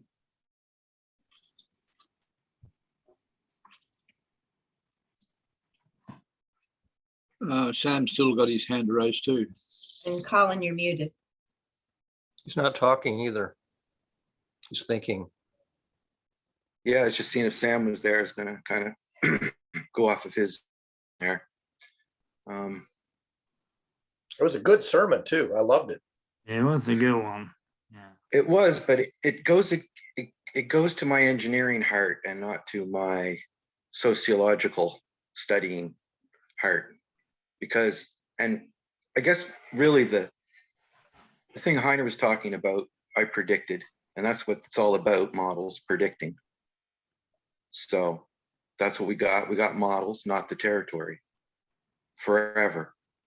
However close we get is like a matter of precision, I guess. It's funny, you know, as we go into the next millennium, we're starting to realize that it's turtles all the way down, it seems.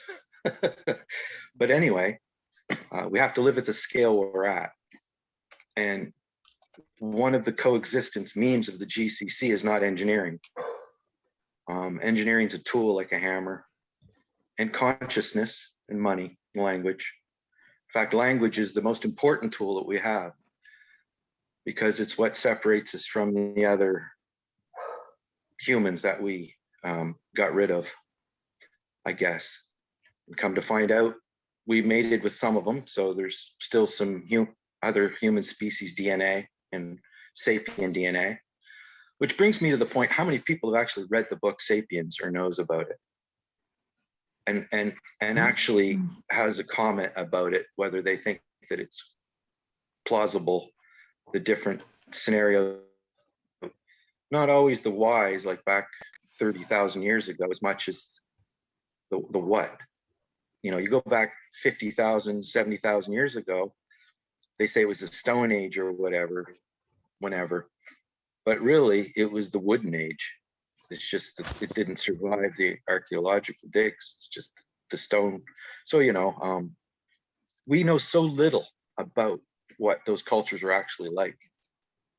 And we make our assumptions. And the book really, really, really states the theme of today's quest for understanding. The way that, you know, the first 100 pages of that book, the first part of that book is laid out up to the agricultural revolution. He starts it with the cognitive revolution 70,000 years ago. And once we learned language and we could use it to tell stories, that Heiner is saying we just got to let everybody have their stories. Well, that's when they started. And, you know, I guess that was the time we started to be able to understand jokes and mess around, because apparently the most important use of the language wasn't to say, careful of the lion, or, you know, it's more about talking about other humans and what other humans are doing. So it was gossip was the number speculated, the number one pattern, and that leads to storytelling, of course. And we believe in those stories. We've only had science for a handful of years. You know, what I call real science, Glenn. It is real science, and it started from philosophy because they wanted to prove these things, and they proved themselves wrong, because that's what science does. It goes for the truth. It doesn't go for your conclusions. And I do feel a lot of times, Glenn, you have a utopia view, and you're portaling there trying to work your way back, as opposed to starting halfway here and halfway there and connecting the bridge together. Because I don't hear copyright. Which is fine, because that's visioning, right? And visioning is important, but you know, where could we think outside the box? But how do we get there? Then you go call the people up like me, and I'll bring you the whole box of constraints, and you'll say, well, that sucks. Well, this sucks. And I go, yeah, it really sucks. You know, it does suck. And you know, I think energy is one of the big ones now.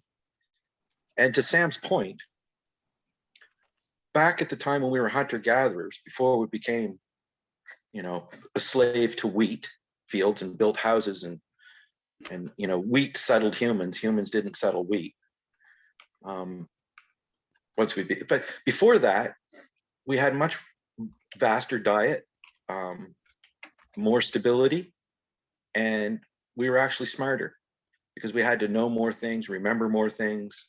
And that was Sam's point. Like, if you would have probably tested the knowledge of a Homo sapien, you know, 50,000 years ago, and one that's buying a Gucci bag, sure, one might know heliocentricity, if probably not, but they would have an opportunity to know that the Earth's not flat. But even though those early sapiens thought the Earth was flat, they're still smarter than us, capable wise, more dexterous. You know, they knew how to jump, run, climb, you know, build a flint tool within, you know, 2 minutes, all kinds of things to survive. Like if we had to survive and we couldn't, you know, go to our bunker with all our cement and Jimmy Baker buckets and firearms and all that stuff, if we had to make it ourselves, then we'd really be screwed. And that's my sermon. We don't appreciate how fragile we are and how much time we spend wasting the fact that the truth is not leading the way. It's the stories. And if you're science, Glenn, then change the stories. And, you know, and arguing about ancient stories of religion aren't any good, and, you know, getting into those religious discussions, that's not where it's at. I think where it's at is trying to bring the best forward. So I would rather point to humanism than talk against religions. And if people want to be religious, and, you know, Alcoholics Anonymous, there's all kinds of great success stories of people using the imagined higher power to them. But if they're going to come to the Global Challenges Corporation, try to sell woo, we need someone to be a gatekeeper to say, hey, how do you know that? Especially when they're arrogant. Like, that's the worst. Come with your hypothesis and your guesses. Come one, come many. But come with your arrogance. Is it possible to have too much woo, though? I mean, isn't that just wonderful? Just well, I made a distinction to be fair, because there's woo, stuff that could be true, and then there's woo-woo, which is stuff that just woo-woo, like, that's even better. That's nasty. Woo-woo is nasty, but woo is like acupuncture, and, you know, if you think something's true and you put your arm up, and can you actually measure that? You know, and like something that used to be woo, like magnets around your head, that's not woo anymore. That's measurable.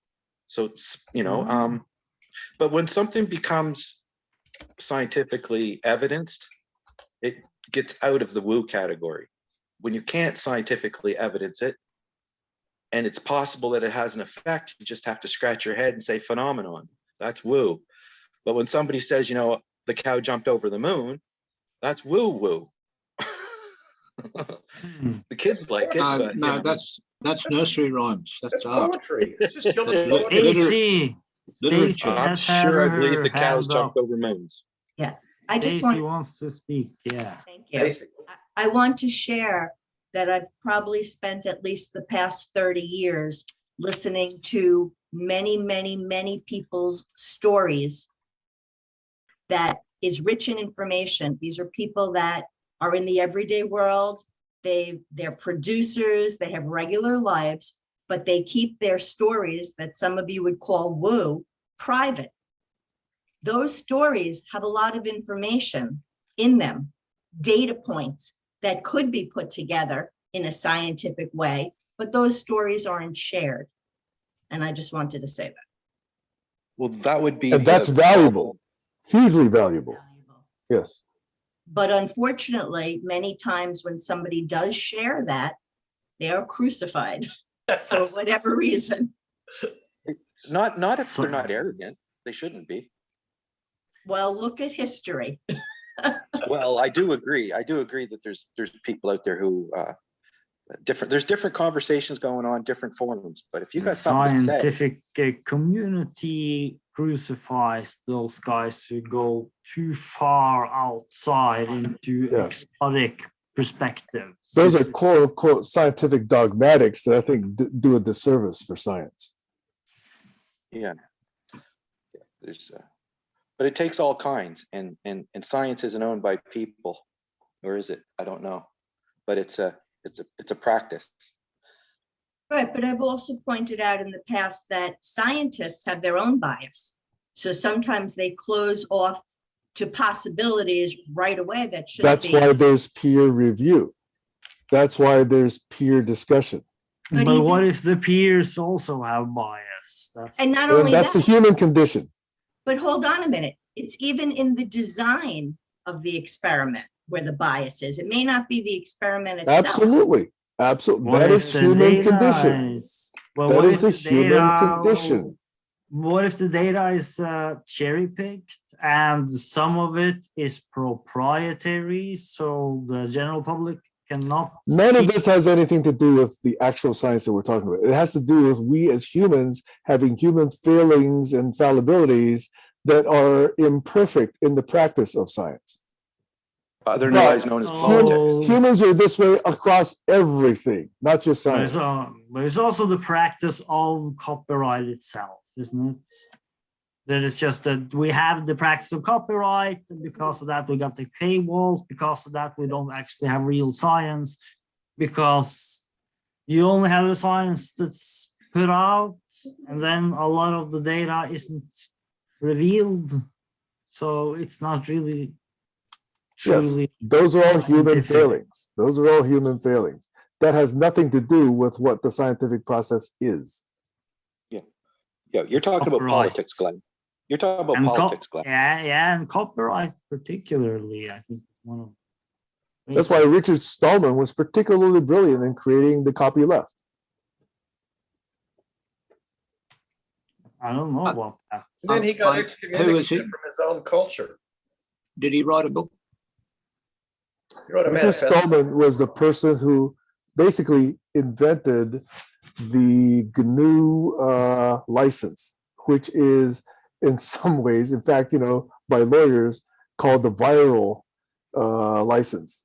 Because what it said is, I allow this piece of work to be used by anyone. And if anyone changes it, those changes must also be given to everyone just as freely. That was the GNU public license.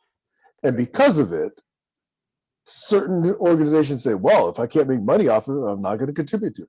But the open source community is truly vibrant and truly dynamic because it recognizes that where they contribute, we all win. And that's how Linux came about. Right. That's how many other pieces of software came about. In fact, the most innovative stuff these days is happening on Git. And Git is an open source platform. Yep. given to the world by Linus Torvalds, who also, by the way, gave us Linux. Yep. And if I've it weren't got for Linux, we wouldn't have cloud the way it is today. This is music in my ears. Sam, I've got a proposal because Barry's here and Stacey's here and you are here and Glenn is here. And the science fiction writers who write the best science fiction generally come from a scientific background. Would that be correct? Yeah. Arthur So C. Clarke, for if you- example. You've got an Doc anthropologist, Smith, for a example. nuclear physicist, an anthropologist, and a philosopher can come together and create a piece of science fiction in the commons. It could be a project for the GCC that I think we should begin immediately. Over. In fact, 3 years ago, we did start a science fiction project. Did you? And yes, we said, write a work of science fiction about the world that we want to live in, let's say 10, 20, 50 years from now. That was one of our exercises. And just to respond to you, Edward E. Doc Smith wrote 2 of the greatest space operas that I'm a fan of. And I must state it here for the record, simply because I'm so biased, okay? He wrote a series of books called the Lensman series, and he wrote a series of books called the Skylark series. And the Lensman is really quite grandiose. I mean, if turned into a movie or series of movies, it would far eclipse in grandeur, in story, in breadth, in imagination, even Star Trek, even Star Wars, anything else out there. In my opinion, of course, I'm very biased. Okay, I love that. I love reading it since I was like 12 or 13, and I reread it every 10 years or so. Okay, and so anyway, it actually is an inspiration for some of the key ideas that I've been talking about for 10, 20, 30, 40 years. Over. And it's a big market for it. If you go on if you go on Google and you Google beautiful global futures, then prepare to find not a whole tradition of visionary literature about our possible beautiful futures. Oh, It by the isn't way, how little is written about this. Yeah. Little. to complete my forward thought, E. Doc Smith, I think, was a chemist. I've written what I wouldn't call science fiction because they're too short. I call them science. They're little whimsical stories that are grounded in real science, but they're made up stories. And so science whimsy, which is not very hard to write because you're talking about a page or two, of a whimsical scenario, which is instructive, informative, entertaining, but grounded in real science.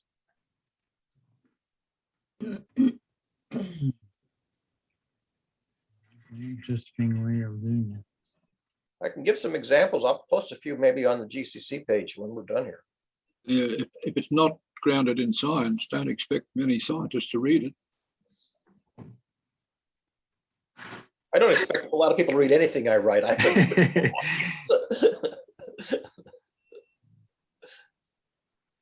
There was a science fiction author who wrote about approaching what was it called? What was the threshold of a black hole called?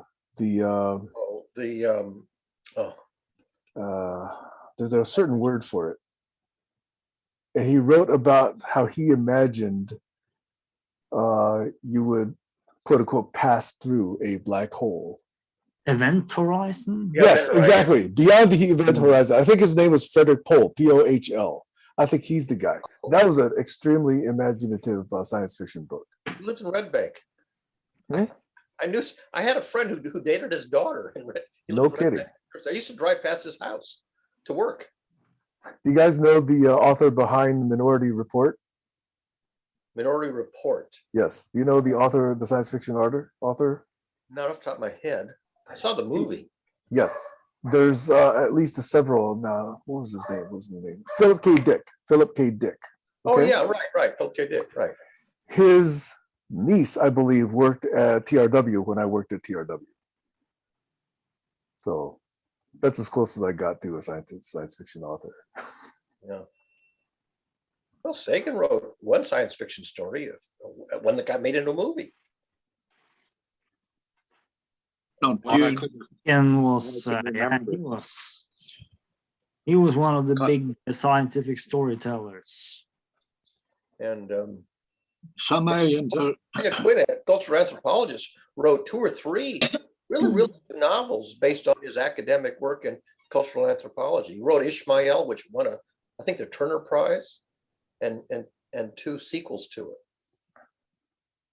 there's a branch of science fiction, and the authors, depending on their ability, either close to the trunk on that branch, or as you go out to the extremities of that branch, your branch gets thinner and thinner until it breaks off.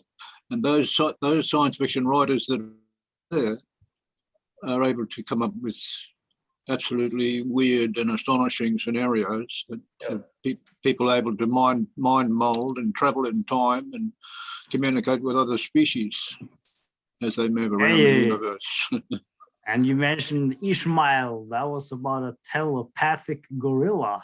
Yes. I'm Yeah, Ishmael, the lowland gorilla. telepathic gorilla. Well, how many of you remember Fantastic Voyage? Yeah, sure. That's from the 19th century, right?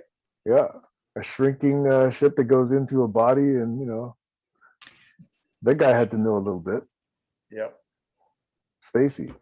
I think for me that the only problem with the whole, creating this scientific project is that there's still no bridge of how to get there.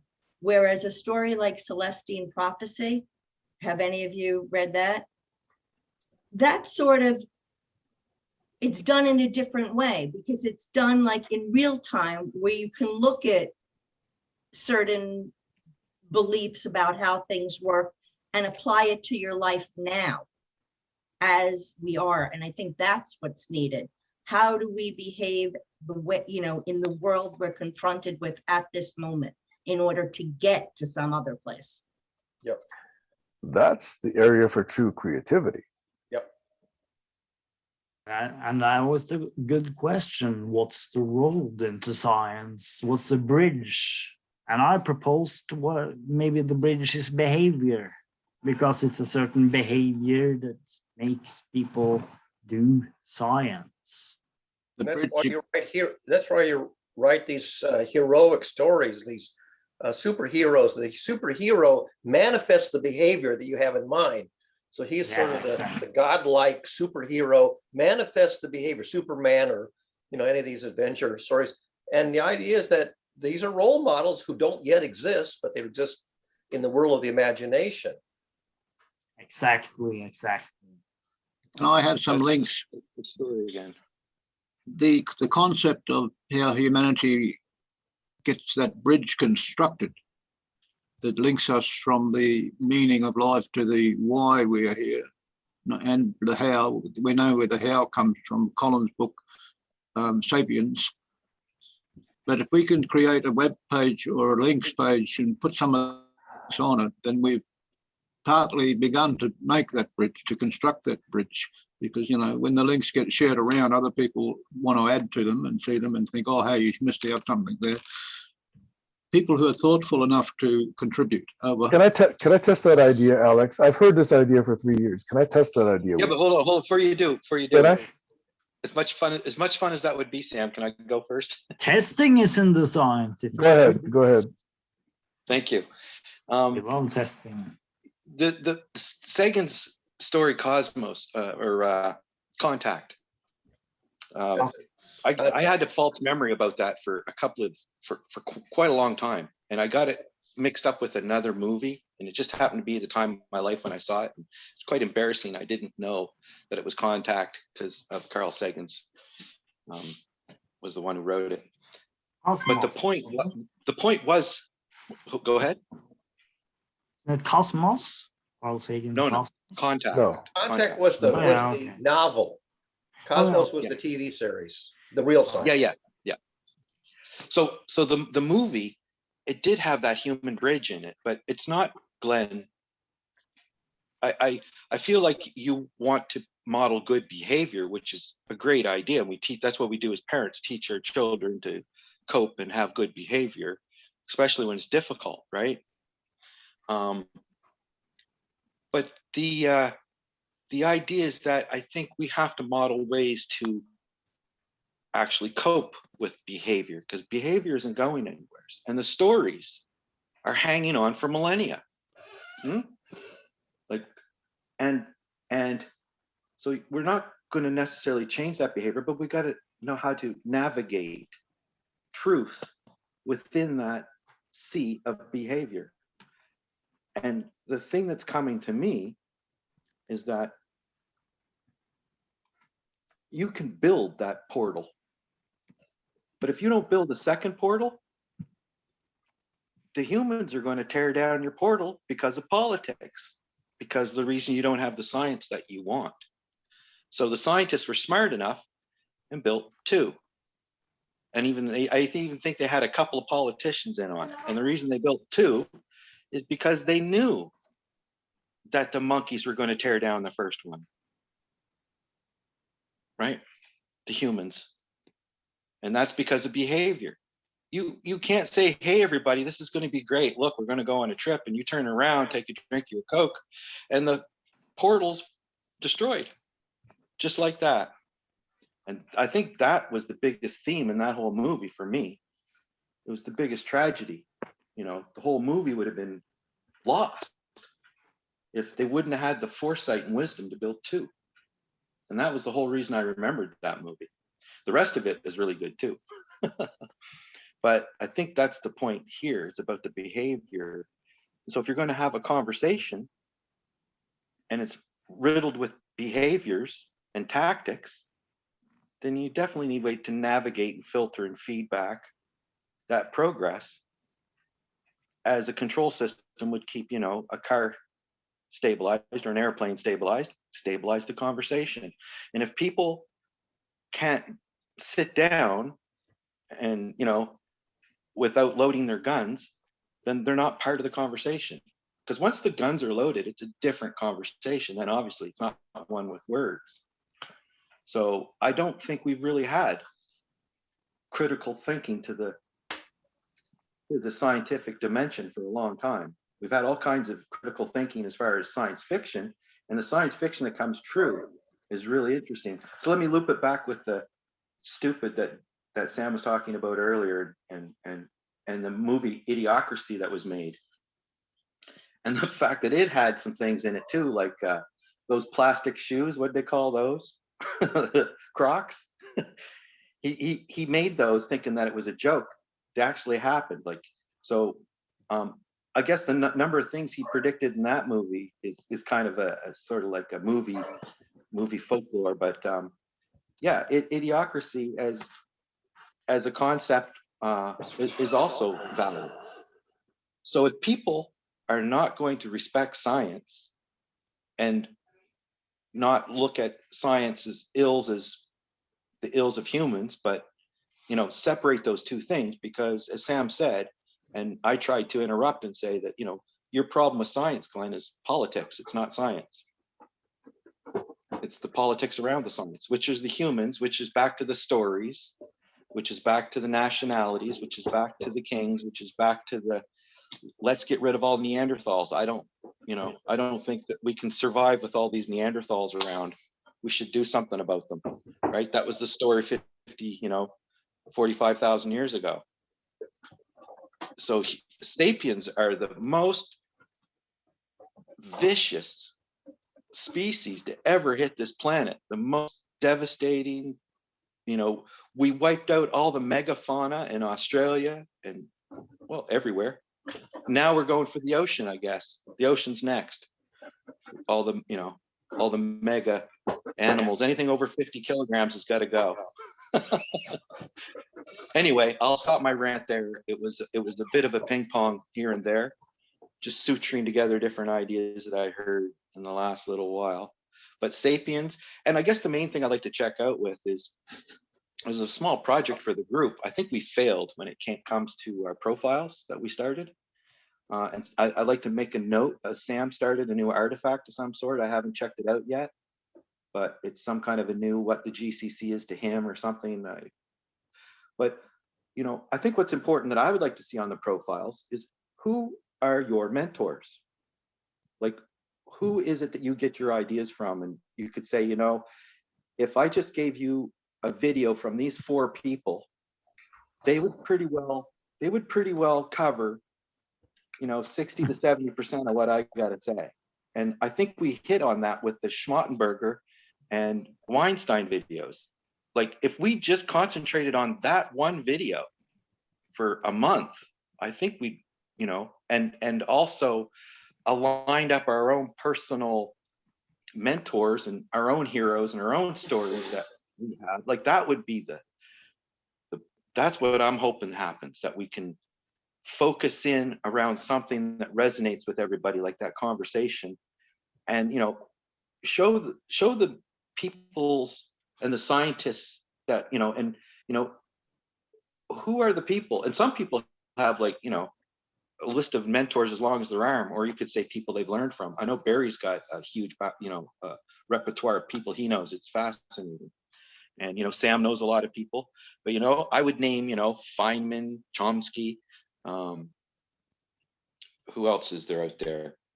There's there's like I've got them on the map, right? I started a mentor section on the map thinking that people would come and bring their mentors, right? The boy with the incredible brain, that's one of my mentors, just by idea alone. Like, how can that even be like, that is woo, but it's real, right? So what does that mean? So it just goes to show you not to be too arrogant about what we know and what we don't know.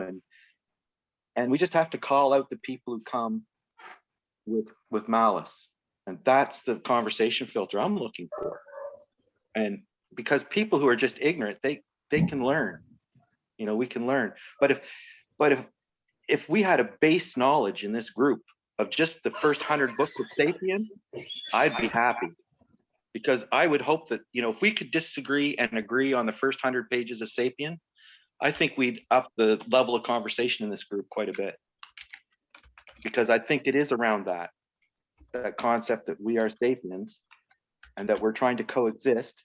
And that book was all about how that whole shit come together, you know, as best as we know. And we could speculate on that. Hey, Colin, you've been speaking for so long. I really don't know how to track what you're saying, because it sounds like stream of consciousness. And I caught about 2 or 3 things. It actually is a stream of consciousness.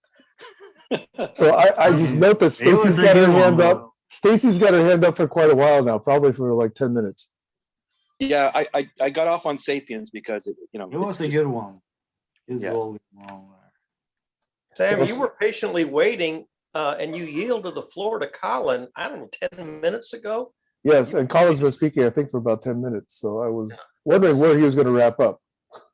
Okay, so I'm going to jump in and say 2 quick things, because I waited patiently. So just to add to what Colin's saying about mentors, I would say make a concerted effort to find some of the female names that come up, because it's sorely lacking. So that's one thing. The other thing I want to say is, in terms of going back to, you know, the idea of creating this utopian reality for the future, I wonder if we would even be able to agree, and I think it should be undertaken before we start anything else, on the 3 things that we want to create. Just 3 things that we're looking to create. And then we have a focus, because otherwise there's no focus. That's it, I'm done. Sam, do you remember what you were going to talk about before? Yes. Yes. I was going to respond to Alex. I was going to test his hypothesis, because I've been hearing Alex's proposal for 3+ years now. And I was about to say, hey, Alex, I've done what you suggested.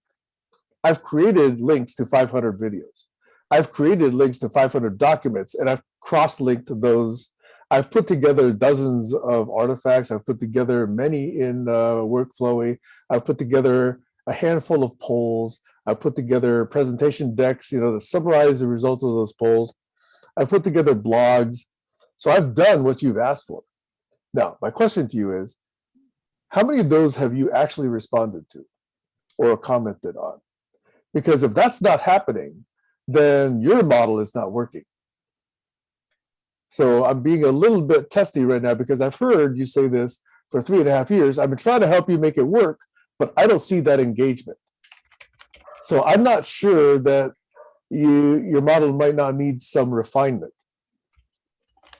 The objective of your creations, the sum total of all those web pages and documents that are spread everywhere, are they pointing to one specific page where we can find links to Samhan and the GCC? They're all very much cross-linked, yes. Because that GCC is only one aspect of Samhan. There's many facets involved there in websites. I don't think that modifies the premise, though, Alex. Well, I've created hundreds of thousands of these things. I've commented on a few of your pages. Right, and the exponential growth doesn't seem to be happening, right? So I'm just wondering whether or not you really are just trying to like believe it as dogma, or whether you're really open to the evidence about whether or not it's really working. I saw a tree that split from the trunk into two branches. And I just realized that if I added two friends to a links plus page, that tree is split into two branches. Right, but if it only happens in exponential ways. Well, hang on, you interrupt. Alex, I've heard you, Alex. Okay. There's an agreement. You didn't get the part that's the agreement. The agreement links them two together. You're describing something that you would love to see as exponential, but it doesn't happen unless each of these things happens in a finite and rather small amount of time. That's not happening, Alex. Not yet. Right. Could be exponential over a longer So I'm time. just saying, I'm looking you for might people wanna- to help. you might want to find the model a little bit, because When I find the right people to help, that's when it'll begin. It'll flourish like a plant growing when I find the right people who are with initiative and the skills are necessary to create a web page and link it to the specific links plus page. creating a web page is not Technology hard. apology. Hundreds of millions of people know how to create web pages. That's not the hard part. Okay. It could also be argued that it's The hard part is already waiting. worked. The hard part for me is waiting after they've become informed. And in a way, it's a honeypot because it's allowing me to see the people who are not getting involved, who are not interested. Anyway. The question is, how can we number these projects and say that we've already looked it over with, 100% resources? And if we put 150% resources into it, it might not be effective use of the group's time. So we could say Alex's project number 4, which is the P2P agreement between, because it's an agreement between people. And I always saw it as something you could use to vote. I saw it as a voting system waiting to happen. So always empty until there's some reason, and net neutrality, and then all of Alex's voting network kicks in and 1 million people vote against net neutrality. Like if he could, keep that container open. But another one I thought that maybe he could do is finding ways that people who are shut-ins could get together on Zoom and they have 2 friends, and eventually you have a whole industry of friends telling each other stories who they never knew before. But you'd need that conversation adapter that would put people in timeout, like me right now. Colin, the reason I interrupt is because you can't see other people with their hand raised. Over. That is true. But I do think that if we could efficiently say give that project a number, and if there's some updates, Alex could come excited. Hey, look, I got some updates to my project. On the other hand, I've got a project that's just waiting to be fleshed out into a story, because it's a journey, and it's the journey of the GCC and your journey, and it's a template where a story fits right in. But without a story, it's useless. So that's a project I have, but I'm not coming here every day saying, how come you guys won't come play story with me? It's like, if you guys don't see the value in it, then you'll probably find another way, because again, it's quite obvious that we're all on a journey. It's just, if you don't want to visualize it with me, then fine, whatever. Especially with the idea of software development in behind it.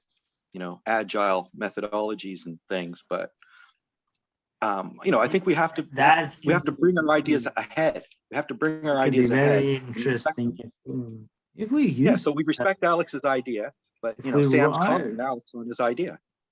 write think some I of the words.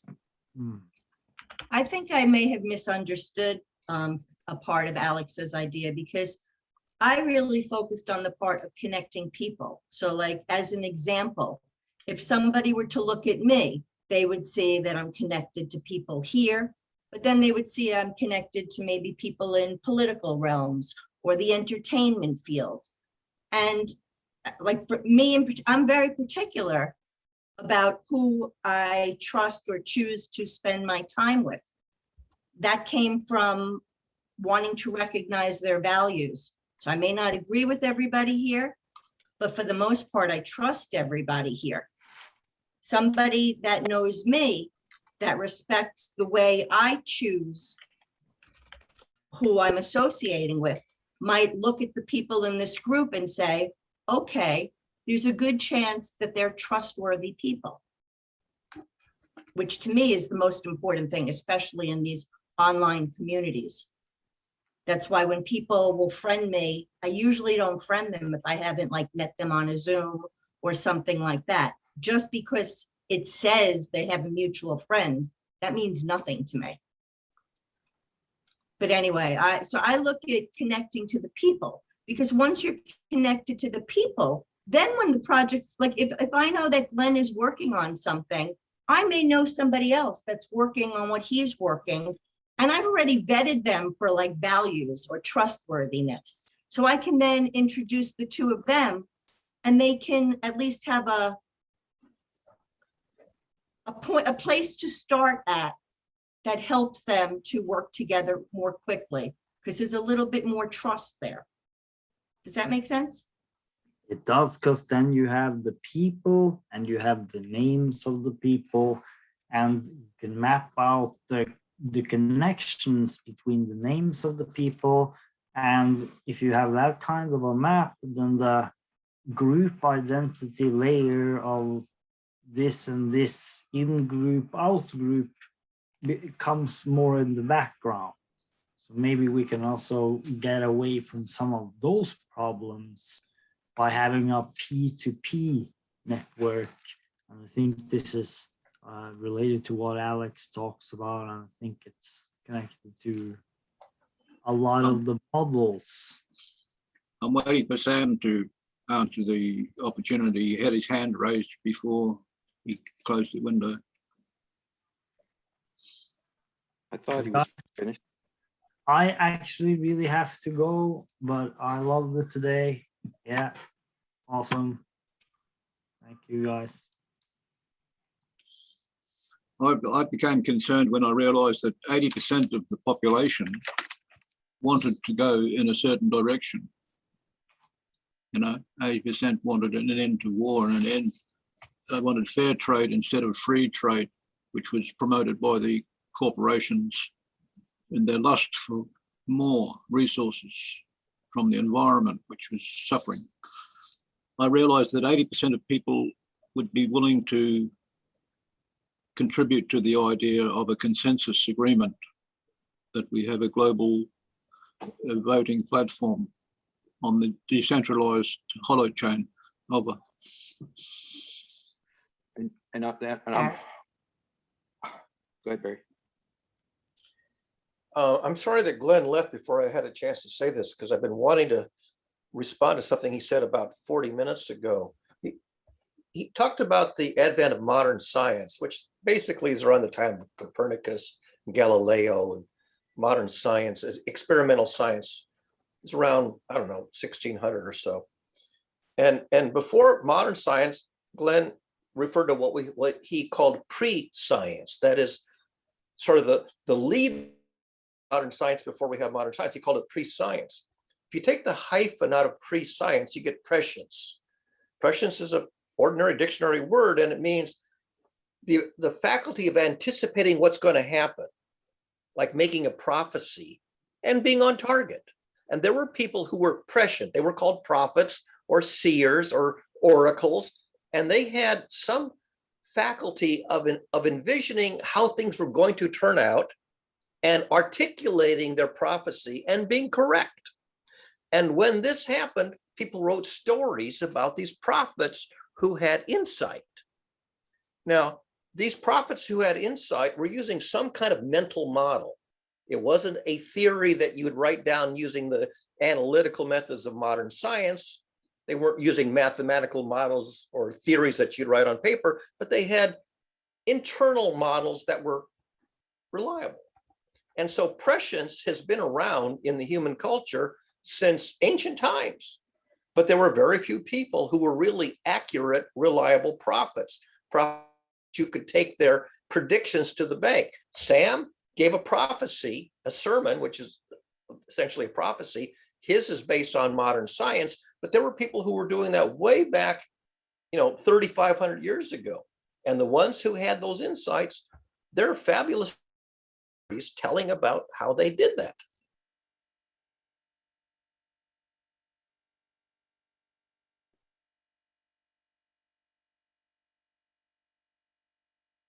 I'll tell you how I think I can do it with the internet. And it's this idea Sam's got of creating web pages is an example of a chaotic system. I'm focusing on having these pages all linked to one objective. And I guess there's an impasse when people can't see the power of a united group. The group's not united if they're not linked. And that's where the power of HTML hyperlinks comes in, and the power of the AI on the web. It's actually made it worse. It made truth worse, and it's feeding on the ignorance of people. And that's why we need to have more reliable information systems when it comes to this, passing what, I think Barry put up a post recently about that. It's a virtual cloud environment and a virtual cloud platform that exists between real people in the real world. They just happen to have computers and decide to link themselves together. That sounds very science fiction-y. I'm not sure if you're thinking about the scale and the complexity of all of it. It's just simple. A web page is a simple thing to do. Put a link on it. That's how they do it. How many millions of people are going to be hitting this server every day? It's distributed against millions of servers. Everyone's got a computer or a device. Right. So you don't need a big server. How many millions of people are going to be hitting your distributed server every day? About a dozen. That's what Sam's question was. That was Sam's question to you. It's not my server. Hang on, it's not my server, and people won't be going to me. People will be going to the idea. Stuff's on Google. It's in the cloud. The virtual distributed platform is existing in a virtual cloud, right? It's not on a server. It's real people talking to each other in local community. If you don't interrupt, I'll finish my sentence. Real people talking to each other face to face in the community decide to link on a web page. Real people talking to each other in the real community, like groups like this, the GCC is an example of a real community. We decide what does that have to do with links on a page? Because it's not scalable to that. It's a different because we have scale. It's an idea. It's a high idea you have in your mind rather than a page you have on the internet. But it can exist in both formats. And if it does exist in both formats, then you've got something workable that can be done. It's doable, it's scalable, and it can function if the agreement is made clear. And the agreement is a simple agreement. Copy what I've done and put a link on the page. Over. Yeah, so I guess the idea, without being sarcastic, is to just say there has to be a schedule of some kind of observance of how this is working, and that would be interesting to have updates for, but to hear the idea over and over again is not as useful. It won't become clear until until it starts evolving online. Once it No, does, that's not the way technology works. it does work that way. Once people start adding pages, No, the it will power- be clear. It'll be clear Yeah. before it starts going. but that'll become obvious because when you search, you'll see the number of results. You see the number of results when you, okay, Colin, have it your way. Over. Yeah, I'm just saying. Why can't you we? have to be clear. Colin, why can't we combine two things that you both want to do? I would love to do a profile. You want to do a profile. Alex wants to do a link. Why don't the three of us work together? You guys can help me do my profile the way you said with mentors. We'll actually create it. And then there'll be one link, and then maybe we'll do yours, or maybe we'll do other people that want to do it. Just one at a time. This way we're creating profiles. It's not I mean, that's something you want to do. What Alex does with the information is not going to hurt you, but yet he'll get the information he needs. What I want is just to hang out and create something. So I'll get what I need. How long could it take? An hour? Oh my God. Well, I'm hoping people are going to bring their information that could be used on a profile, not me sit down. You know, and Lauren, I think I Lauren have the tried that. information, but I don't know how to do it. Well, Lauren, the way Lauren did it is she went around and she just basically said, okay, I'm going to press record, go. And then she kind of did like mini interviews. That's the way Tammy was doing it too, because people just don't seem to be able to get together. I thought Trello was going to be the solution where we were going to get our projects together. So you're already assuming what project I want to do doing profiles, and we're on profile version. No, I'm just saying in 1 hour, we can create one template and then anybody can take it. You're done with that. But anybody that wants to do it can then do it on their own, but it's easy because it's right there for them. We've just created a little YouTube on how to do it. Well, I was thinking more about a profile about the project. Like I would like to see a profile on Alex's project so that we could look at it. And I just Barry put the was link. looking for a profile. Barry was looking for a profile on my project, and I didn't have it. So he tried to extract it from me, and it didn't come out the way he wanted it to. So it didn't work. I made a link. It's my job. It's my job to make it clear so that other people can understand what it is I'm trying to do. And if they keep saying, well, it doesn't make any sense to me, then I failed again. Colin, do you have one clear project? I'm sorry to Alex. I just want to know because I didn't think that you had one clear project. And I think that there are a lot of people that want to work on something. But if you're just going to look to the project, then you're looking at something that somebody is not going to want to change it because they already have something set. But yet, if you're looking to the person and you see what their wants are, their desires, their talents and all that, if you understand about the person first, then the projects might take shape. No, well, I'm not trying to. Been working and you've been doing it for 3 years? Well, there's a certain point where you present something and people bite or they don't, or they react a certain way. It's up for me to polish it up to be a quality product. Okay. And if people don't want to work on that with me, that's fine. Right now, I can search through all the transcripts and find out every time, In fact, I wanted to be the GCC admin robot earlier when Sam was talking and say, GCC gem 775, GCC gem 775 over. And then I would have been able to go back and search for that. Or make a program where we could all have on our app. And as we're in this show, we could click one of the emotion buttons. And then we could go back and track our emotions through the show later on. That would also allow us to immediately see who's clicked the most specific spots in the conversation. All I'm talking about, this isn't a project about build profiles. Yeah, but my profile would be to explain what I'm trying to say right now so people can understand me. Not I went to university here, I studied this, and I have my LinkedIn page here. That's all stuff that we should have done long ago. Colin, the project I started. What's our project? Profile or project? Colin, that's all I'm trying to say, buddy. Colin, I'll tell you what my project was. I even put the link in the chat. We want to see your link. We want to see your link. You're not Exactly. giving us a link. You're telling us about this project, profiles, etc., Yeah. etc. Show us the link. Create a Weebly site. Actually,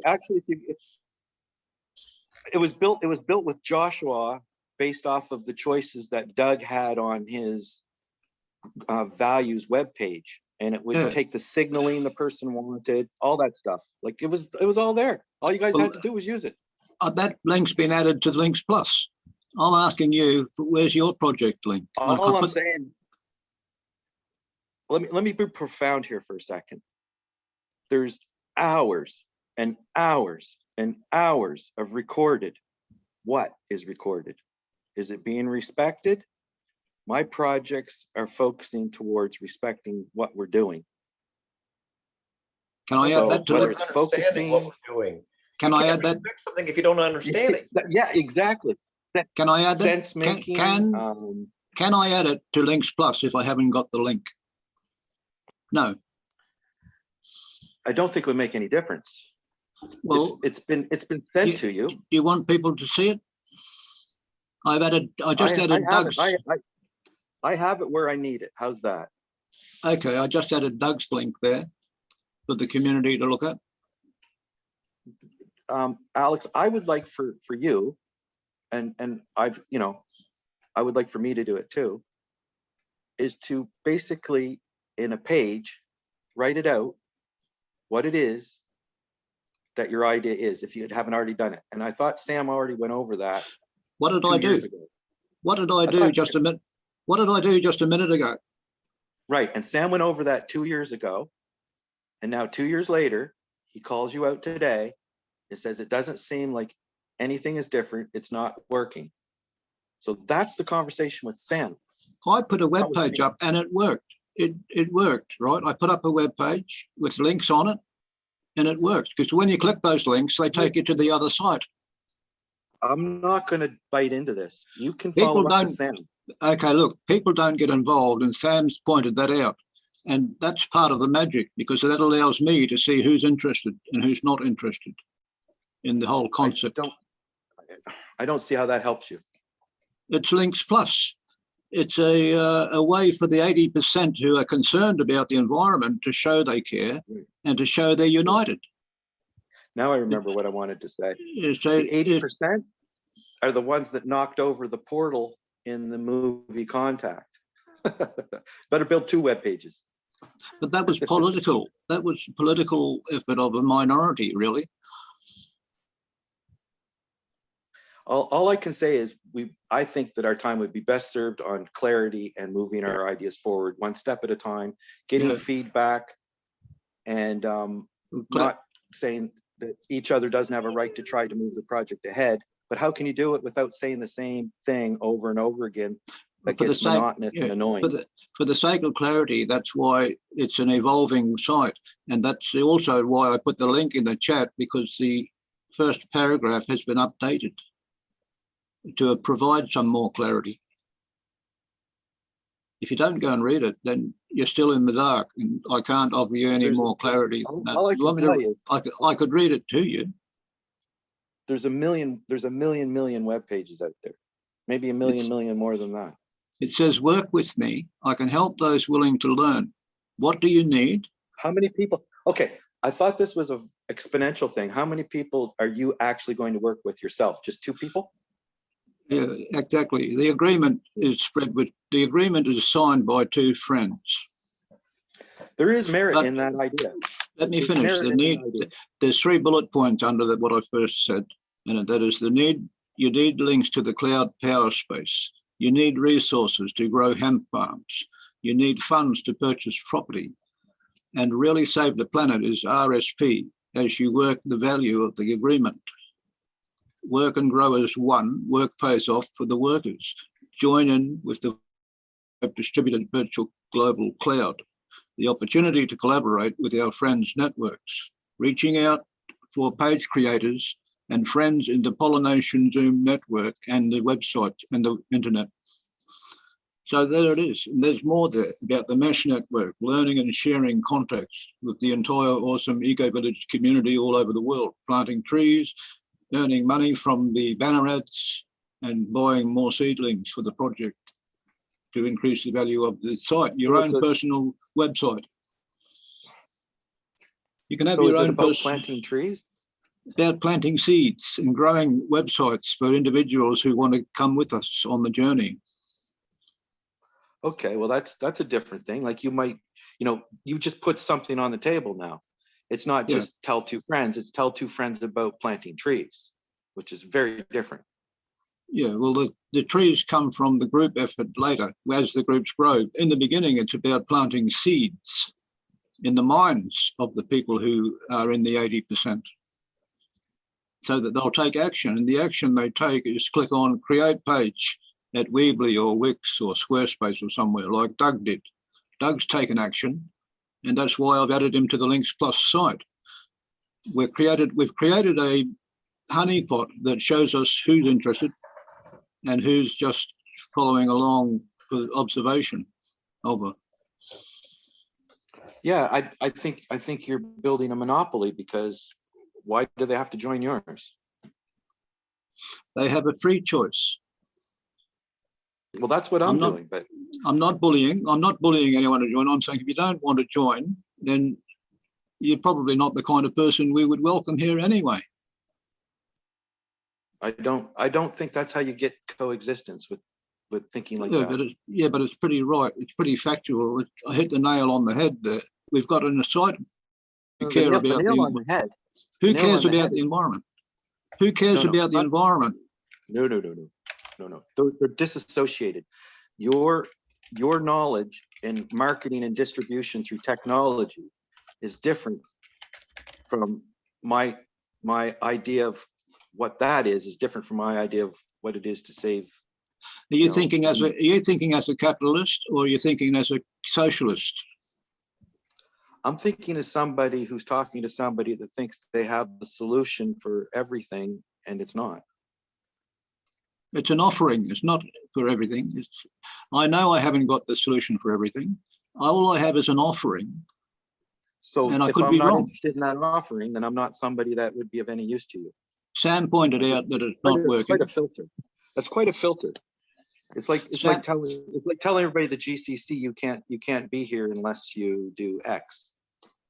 Like there might be some X that might be valuable. I think that's My a X long. is, You're drawing my X is a long Write a bow. page.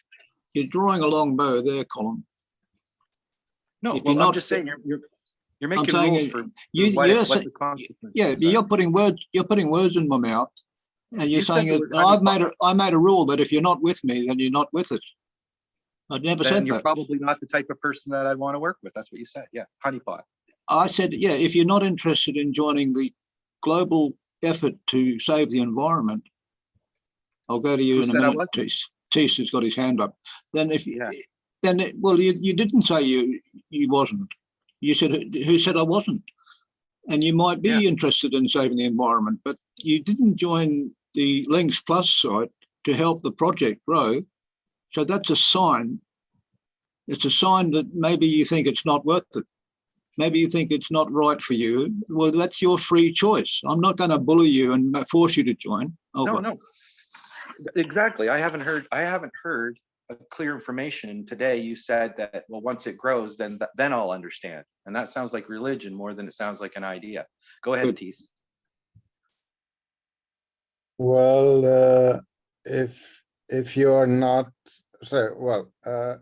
Alexander has to express his ideas better than he is able to, because only using numbers doesn't give a focus that goes to the heart, because the numbers are, well, anybody can write. It's what I did as a child, so I try to play with twos and doubling and so on. Then I thought, okay, throw out the zeros, see what's happening. So it's fun, and that doesn't work because it has no idea. So Colin can add ideas, and then, but at the moment he doesn't say Alex has an idea that attracts me. So that's all. So you can continue to say it doesn't attract me, but Alex doesn't come with a better idea at the moment. So you don't find a consensus. So you can continue to argue, but you won't get Actually, no, I an actually tried to improvement help. at the moment. But actually you do thinking. So your thinking, Colin, can be put into writing and then sent to Alex, and Alex then can say, okay, that's a good idea. I can integrate it in my model of my ideas. But at the moment he is just fixed only on the numbers, and now he adds trees, and then you want to get more from it at the moment, but you won't get it. No, I agree. The whole concept isn't, the framework of the concept isn't laid out well. And it seems like at the root, it makes a lot of sense. And I even characterized it as a mathematical model that got us off on the wrong trail a while ago. And I was hoping Alex would have enough maturity to not think that I was attacking him, but he didn't. So he thought I was attacking him. I didn't just think you were attacking me. I thought that you didn't have the cognitive capacity to see what I had failed to explain properly. And now you pointed out that You can't put that on me, buddy. but you were right, and that made me go back and look at it and say, where have I gone wrong? So thank you for that. Well, Thank you for the feedback. well, the thing is that I think the most valuable feedback I did was when, oh, I hate this, Barry's going to correct me again. The gentleman from, I think, Germany, named Eugen. Yes? Eugen. Eugen. Eugen. Thies, right? And Eugen. So I got Thies right today. Eugen was at root, he came with a whole presentation, and it was quite nice about root cause analysis and all this stuff. And I said, well, if we're going to do little projects, and you're looking to do a root cause analysis, then as Sam brought up today, pick Alex, because Alex keeps bringing up this idea and it's not taken off. So, it's a simple idea at the beginning, and I think the complexity and constraints would become quite obvious once you start looking. And so, Alex might drop a few of his marketing sentences saying, well, I didn't realize the complexity there, as Thies is pointing out today. And you might focus on some other things, which is more on what I think Stacy was talking about, which was about the connection, I think she's talking about. Yes. And then I think 2 or 3 weeks ago, I mentioned that it sounds like you're talking about the COI. Yes. It's really an agreement. It's an agreement between people. So, all of this web page CEO, web page technology stuff, I think is a red herring. What did you say? Say that again. Say that again. CEO. SEO. I think when you're talking, I think what you're talking about is shelter, like for example, a house or something, and you're spending all. No, and you're marketing a hammer. Can I interrupt? I've tried to meld the P2TP with the COI, community of impact, because what is missing from my project is in the community of impact, and what's missing from the community of impact is probably in my project. So coming up with a hybrid project that will combine the best aspects of each of those will be something significant, I believe. Well, I see 5 paragraphs right there. 1 paragraph, an introduction to say what you just said, another paragraph to explain what your model is, another paragraph to explain generally what the COI is, and then conclusion of how these things knit together, give you more, or then a paragraph on how you knit these things together. And then the 5th paragraph would be the conclusion. And then people wouldn't be confused. They'd know what you're talking about. You'd have an example of each, plus them put together, and then a conclusion as you see it. So people can criticize your conclusion, be it they see things the way you do, or they are misaligned with your idea. And that's how feedback happens. So I think it's more correspondence, being more respectful to the profound hours and hours and hours and hours and hours of stuff that we're not respecting. And I've actually, one of my projects is going back to try to respect that stuff, because the serendipity is unbelievable word, like possibilities, and you get 500 hits, maybe 30 times in some shows, maybe the word wasn't even mentioned in other shows. And then you can go click and see who's talking about this possibilities all the time. And then you hear another phrase. Then you go search for that phrase because that person uses that phrase a lot, right? It's complete serendipity, but it's navigating. It's almost like whitewater rafting, GCC whitewater rafting. That's the experience. You know, it's not about the Dutch water engineering to keep, you know, navigating this conversation is a bit like whitewater rafting and navigating life. Well, let me finish. Navigating life in the wider sense is like going down a river in a boat. You can encounter rapids here and there, right? But when you become enlightened, when you become, what would I say? When the teacher arrives because he thinks the student's ready, that's when your boat reaches the end of the river and it drifts out onto the ocean.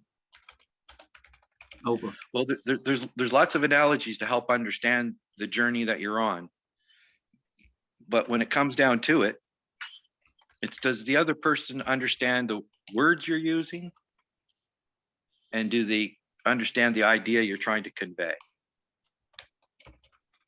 And if you can say, well, it would be better if we did this with the Socratic method, it'll take an hour. And the guy says, I would love it, or maybe next week, right? I have a hard time in some discussions, like when I'm starting to really get into my hobby and wasting time, ask people, you know, what is it that you're claiming? Like, if I'm wanting to pick up on my hobby, I'll just let it go by. But a few months ago, I tried to challenge people just to define what they meant by the terms that they're using. And now we've gone one step beyond that. Sam has created a spreadsheet where we can actually capture that stuff. So that's another jump ahead in the sense-making GCC map. So I see putting the terms that are relative to what we're doing here at the GCC in there. And I also see it would be valuable to go back into the videos and find out where you thought you were trying to explain what you're, how many times have you explained this? What should I search for, Alex?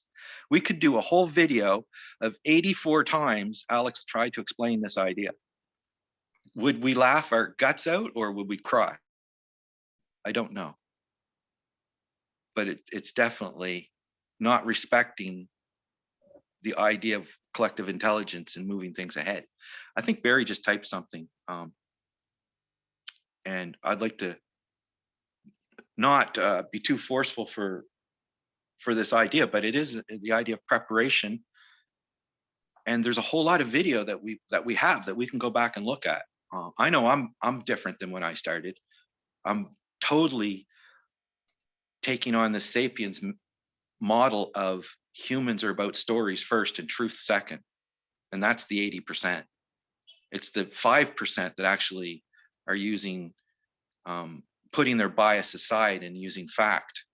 And maybe those are the privileged people too, because probably a lot of people in a lot of cultures don't have the privilege to sit and wonder what's true.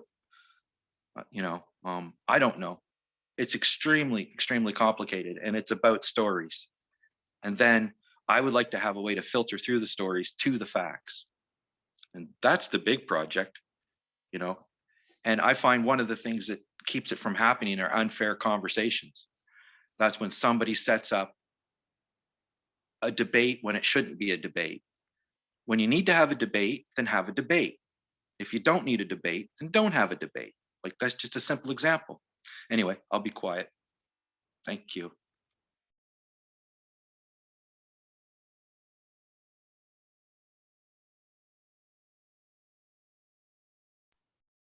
So, time to talk for me. Hey, very nice share of you about the aerosols. Can you remember, Barry? The aerosols that you What source? story that was about the COVID, about the airport, the air through the air, the transmission. Oh, the airborne. Yeah. Yeah, the Yeah, there airborne was story. a really good article. It was, I think it's in Wired magazine. I can pull up the link if you want me to, but Well, I have a they- story about it, not that story, but I have a related story that I can tell.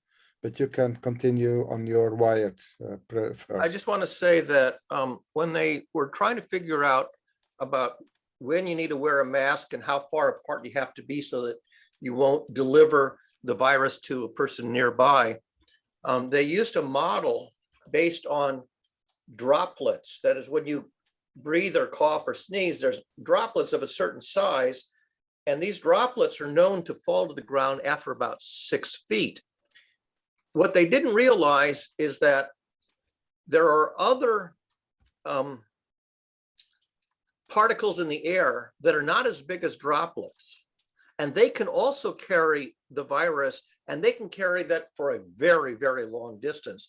And this was not appreciated when they were doing the guidelines until finally somebody did the research on where were these guidelines developed, and they realized there was a mistake in the science that went back something like 40 years about airborne delivery of a virus. And it goes all the way back to tuberculosis. Tuberculosis was actually the first disease where they realized that the airborne delivery of tuberculosis could happen over very long distances, and they could hang in the air for a very long time because these are very small, smaller than 5 micron particles, airborne particles, and they overlooked that in the analysis for COVID-19. And now that they've figured that out, and it's just emerging, and this article in Wired is all about this story, they're realizing that if you're not vaccinated, then it's really stupid to go out in the public without a mask, because these airborne particles can persist a very long time, and you can walk past where somebody had been, minutes ago, and you don't even see them, and you can breathe in these airborne particles and become infected. And this is very important for people who were not vaccinated. They are very much at risk, even if they're farther than 6 feet away, or even don't even see the person that they walked, past where they had been minutes ago. I can get you the link here in a second. I've got a link, and thank you have it? Okay. for reciting again. That's okay. When the Dutch, the medical profession reacted, they reacted as if it was tuberculosis, but not on the intuition of the aerosols, but on the 1.5 meters. So they reacted because tuberculosis didn't feel as contagious as COVID. So they thought, okay, it's like tuberculosis, we'll cope, and then it spread as wildfire. So then there was the problem. But I have a different story, but a story that is going to a deeper root. So if people want to listen, I don't know. Maybe There's a others deeper- want to react first. Alexander wants to react first before I start the story. There's a deeper conspiracy theory about the vaccines causing modifications to the virus and the immune system, so that new viruses that branch off it need more vaccines. And this is going to increase the wealth of the vaccine manufacturers enormously. So the question is, did that vaccine originate from this wet market or from the Wuhan laboratory? Over. Conspiracy theory. I want to react before I start my story. Colin wants to Yeah, react. I did before have start the something to story? say. I did have something quick to say. Barry mentioned about how they got the science wrong, but then, so that's just a mistake of science, which is unfortunate, but better than no science at all, I suppose. But what about at the very beginning, when the politicians were saying, we don't need masks? Like, do you remember that at the very beginning? And then they said, oh yeah, we'll just reserve them for the healthcare workers. And then all of a sudden it was essential that everybody had masks. And like, I'm just thinking that's quite a gap. Like, and I think it was proven they knew all along and were talking about it. And it seemed like it was a political supply. What would you call that? What was Heiner doing? Being a diplomat. So speaking like a diplomat instead of a scientist. I don't know. Politicians are not a source of reliable information. And especially if the information is supposed to be based on good science, they're definitely not a source of reliable scientific information. And anybody who listens to a politician pretending to talk science is an idiot, a fool. They're not a source of reliable information, period. Wouldn't it be nice to have 50 of those back to back where they're all proved wrong? There must be a spoof of that. Anyway, go ahead, Tease. Alex first before I can start my story. I started practicing publishing web pages and websites. So I don't understand Barry's question about stop talking about it and do it. Over. You're speaking to people who have their own minds made up, and continuing to talk about it to us is a waste of your time and our time. If you believe in it, go do it and see if the doing of it causes the outcome you're predicting, period. Well, that's what I've been doing. I come here to talk for 1 hour or 2 hours on a Saturday. For the other 20 hours in the day, I'm working on websites and doing it. Over. What do you think I do? I've been on the internet since 1985. And everything that I think is worth writing down, I've written a blog post or something on the social networks, and I've published it. And it's all out there. And my sites all have anthology pages where I think the best of my work is listed in a kind of a table of contents anthology. And they cross-reference pieces on the other sites. I've got about 4 or 5 sites. And I've been doing that since the get-go. Yeah, you're doing it. So you're doing it too. I've been doing it since 1985. But you accuse me of not doing it. Talking about it. You're talking to me about it. I don't need you to talk to me about it. I did it. You do it. That's it. We're done. Thank you. Although there is a more subtle point that Tease was making about the need to express his idea better. And he could keep expressing his idea to us or writing articles, but I tried to get Eugen to help get to a root cause of why it wasn't going viral. And I'm glad to hear that Doug has signed up with his idea and is trying to help him, because Doug has a certain way with language and trying to be clear. So he might be able to help you. But yeah, definitely honing your marketing message and having updates of new success to bring back to the group would be more interesting than hearing the tired old idea that's not working. Or you know what I'm saying? It needs a facelift. And I feel like that's not a bad thing. And I too understand that when I build a piece of software, I have to be very careful because I build the front end like an engineer, like a cockpit. Nobody wants 50 gauges on front of them. They want 4, maybe 3, the most, right? 3 buttons. If there's more, so when I'm building my maps, I build them way too complicated. But if I got one that I'm going to share, I just put a few things on the front and then I'll make a sub map for the rest of it. So there's ways to present information, and I don't think it's being I've other than Gertrude, trying to think of any other success stories of somebody coming with a project to the group and actually doing something. Wisdom on Wednesday. She wrote a book and she got her help her translate it. She also started another a mentoring thing. So that might go somewhere. And Doug is a co-person with that, but I don't see that as a GCC thing. I see something that came out of the GCC. So I don't think I have to go there every week to stay in tune with what's going on with what I'm doing. It's just another offering if somebody needs that. And on my map, that's near the spiritual section where people need the thing that people, Heiner's talking about a deep dive. Stacy's talking about knowing people before you work with them, dealing with shadow work, all that stuff. That's great. I'm glad there's people here that can do that, but that's not what I want to do here. Not all the time, maybe once in a while, right? So, it's a matter of people doing their thing. It's not like we're all going to be rowing the same boat. That's a ridiculous idea. How are you marketing that thing that you're doing, Colin?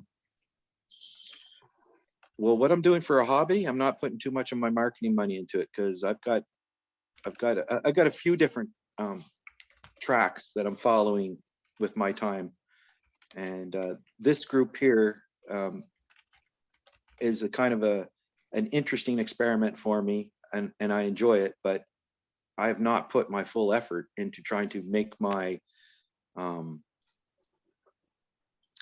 life about coexistence from the GCC point of view. It would be a beautiful thing to get sponsored and be able to put my life into this. So maybe, you know, Well, I've actually reached out to a few people to see how we could generate money and sponsor people here to become self-sufficient. Like, I'm you know, requesting- like fundraising and things like that. Like, what does it really look like? Josh knows some things about that. I know some other people. I don't know a lot about fundraising. I'm requesting a link because I've noticed an absence of links to your project. There aren't any. Alex, I don't know what you mean my project. Marketing an idea. He was marketing an idea that he originally called conversational people adapter, which I didn't understand what it meant.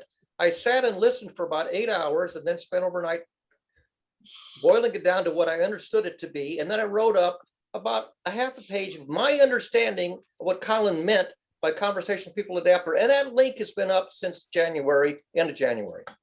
Now, I don't know if Colin believes that I got an accurate understanding or not, but I got an understanding after 8 hours of listening and another 4 hours of boiling it down, and that link is available. So it's Barry Court's understanding what Colin communicated successfully or unsuccessfully to me about what he meant by conversational people adapter.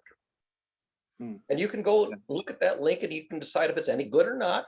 You can say, oh, Barry got it or he didn't get it, but that's what Barry got. See how that works, Alex? Apparently you weren't aware of that.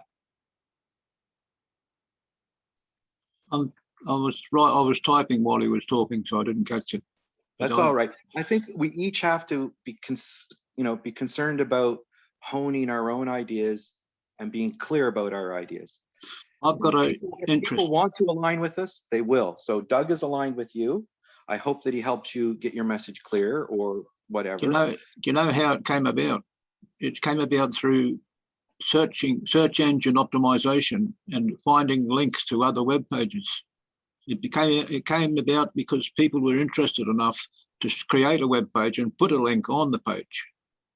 It's about generating interest and doing our own marketing in a sense without having to spend large sums of money over. Yeah, I don't think marketing's for amateurs. Go ahead, Thijs.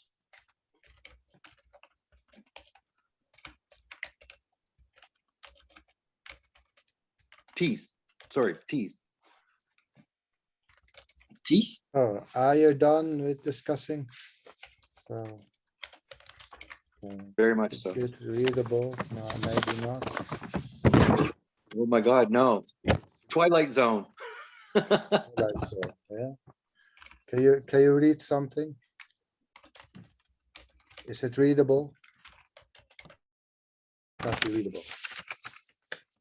To see, because if it's on the camera, I can't see if it's on the camera. You're holding it too close and we can only see three Put it in words. your face. Yeah. Oh, it's too close up. Back Too away. close. Pull it back. Is it readable? Pull back. What language is that? Oh, that's in Dutch?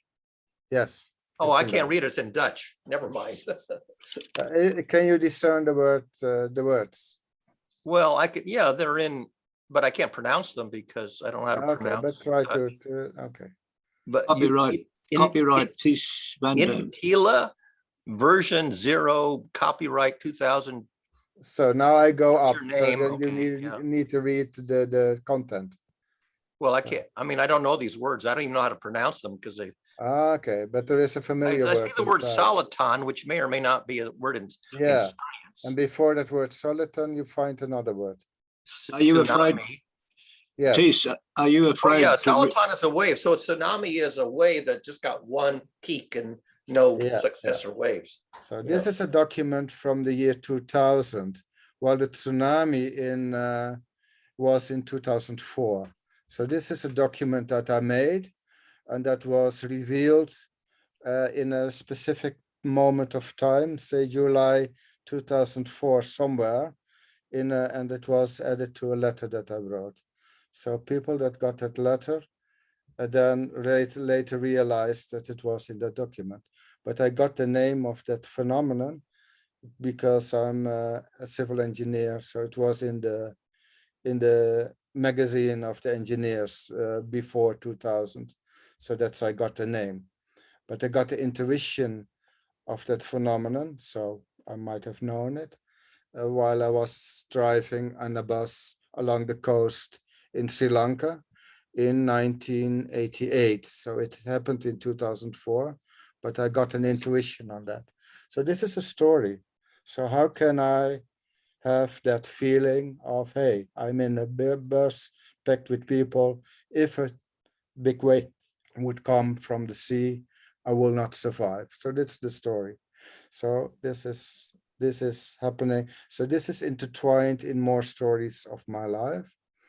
Then, so this is 1988. Later in 1992, I used that information in a specific way, and then it was misunderstood.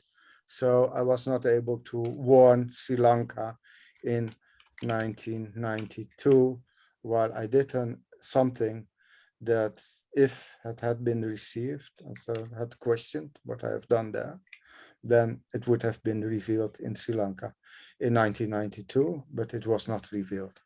So this is one part of a story. Now Alex wants to react because this is not the key of the story. So this is just the how you call it, the introduction of another story. So now Alex first.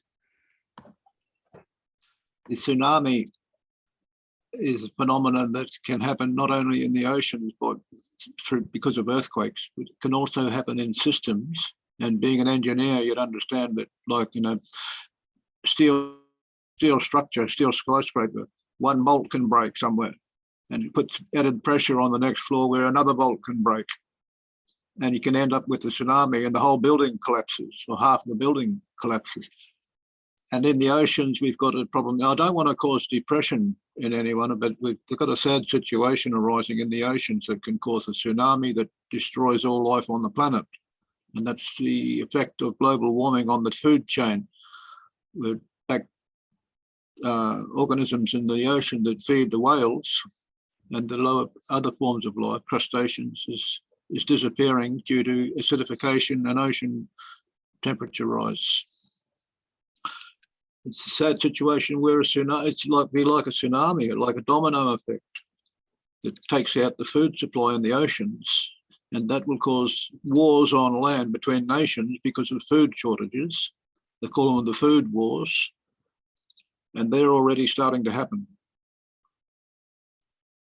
So write your story, Cease. I'd like to hear more about that. Over. Thank you, Alex. This is not the essence of the story that I wanted to tell, but thank you for your addition. But it's not part of the story that is to come. So this happened. So 1992, I failed to warn Sri Lanka, and then in 1993, I started a foundation. A friend of mine had made what I call a mathematical description of epilepsy. And it felt like me, like, say, Newton saying force is mass times acceleration. So I saw, hey, this is interesting. This is mathematics, and this is about neurology. Now comes the essence, actually, because then it's 1993. So then I had this foundation. Then I thought, hey, this is very interesting. So this has to be revealed to neurologists. Then 5 years went past trying to find neurologists that would be interested. And then, of course, this is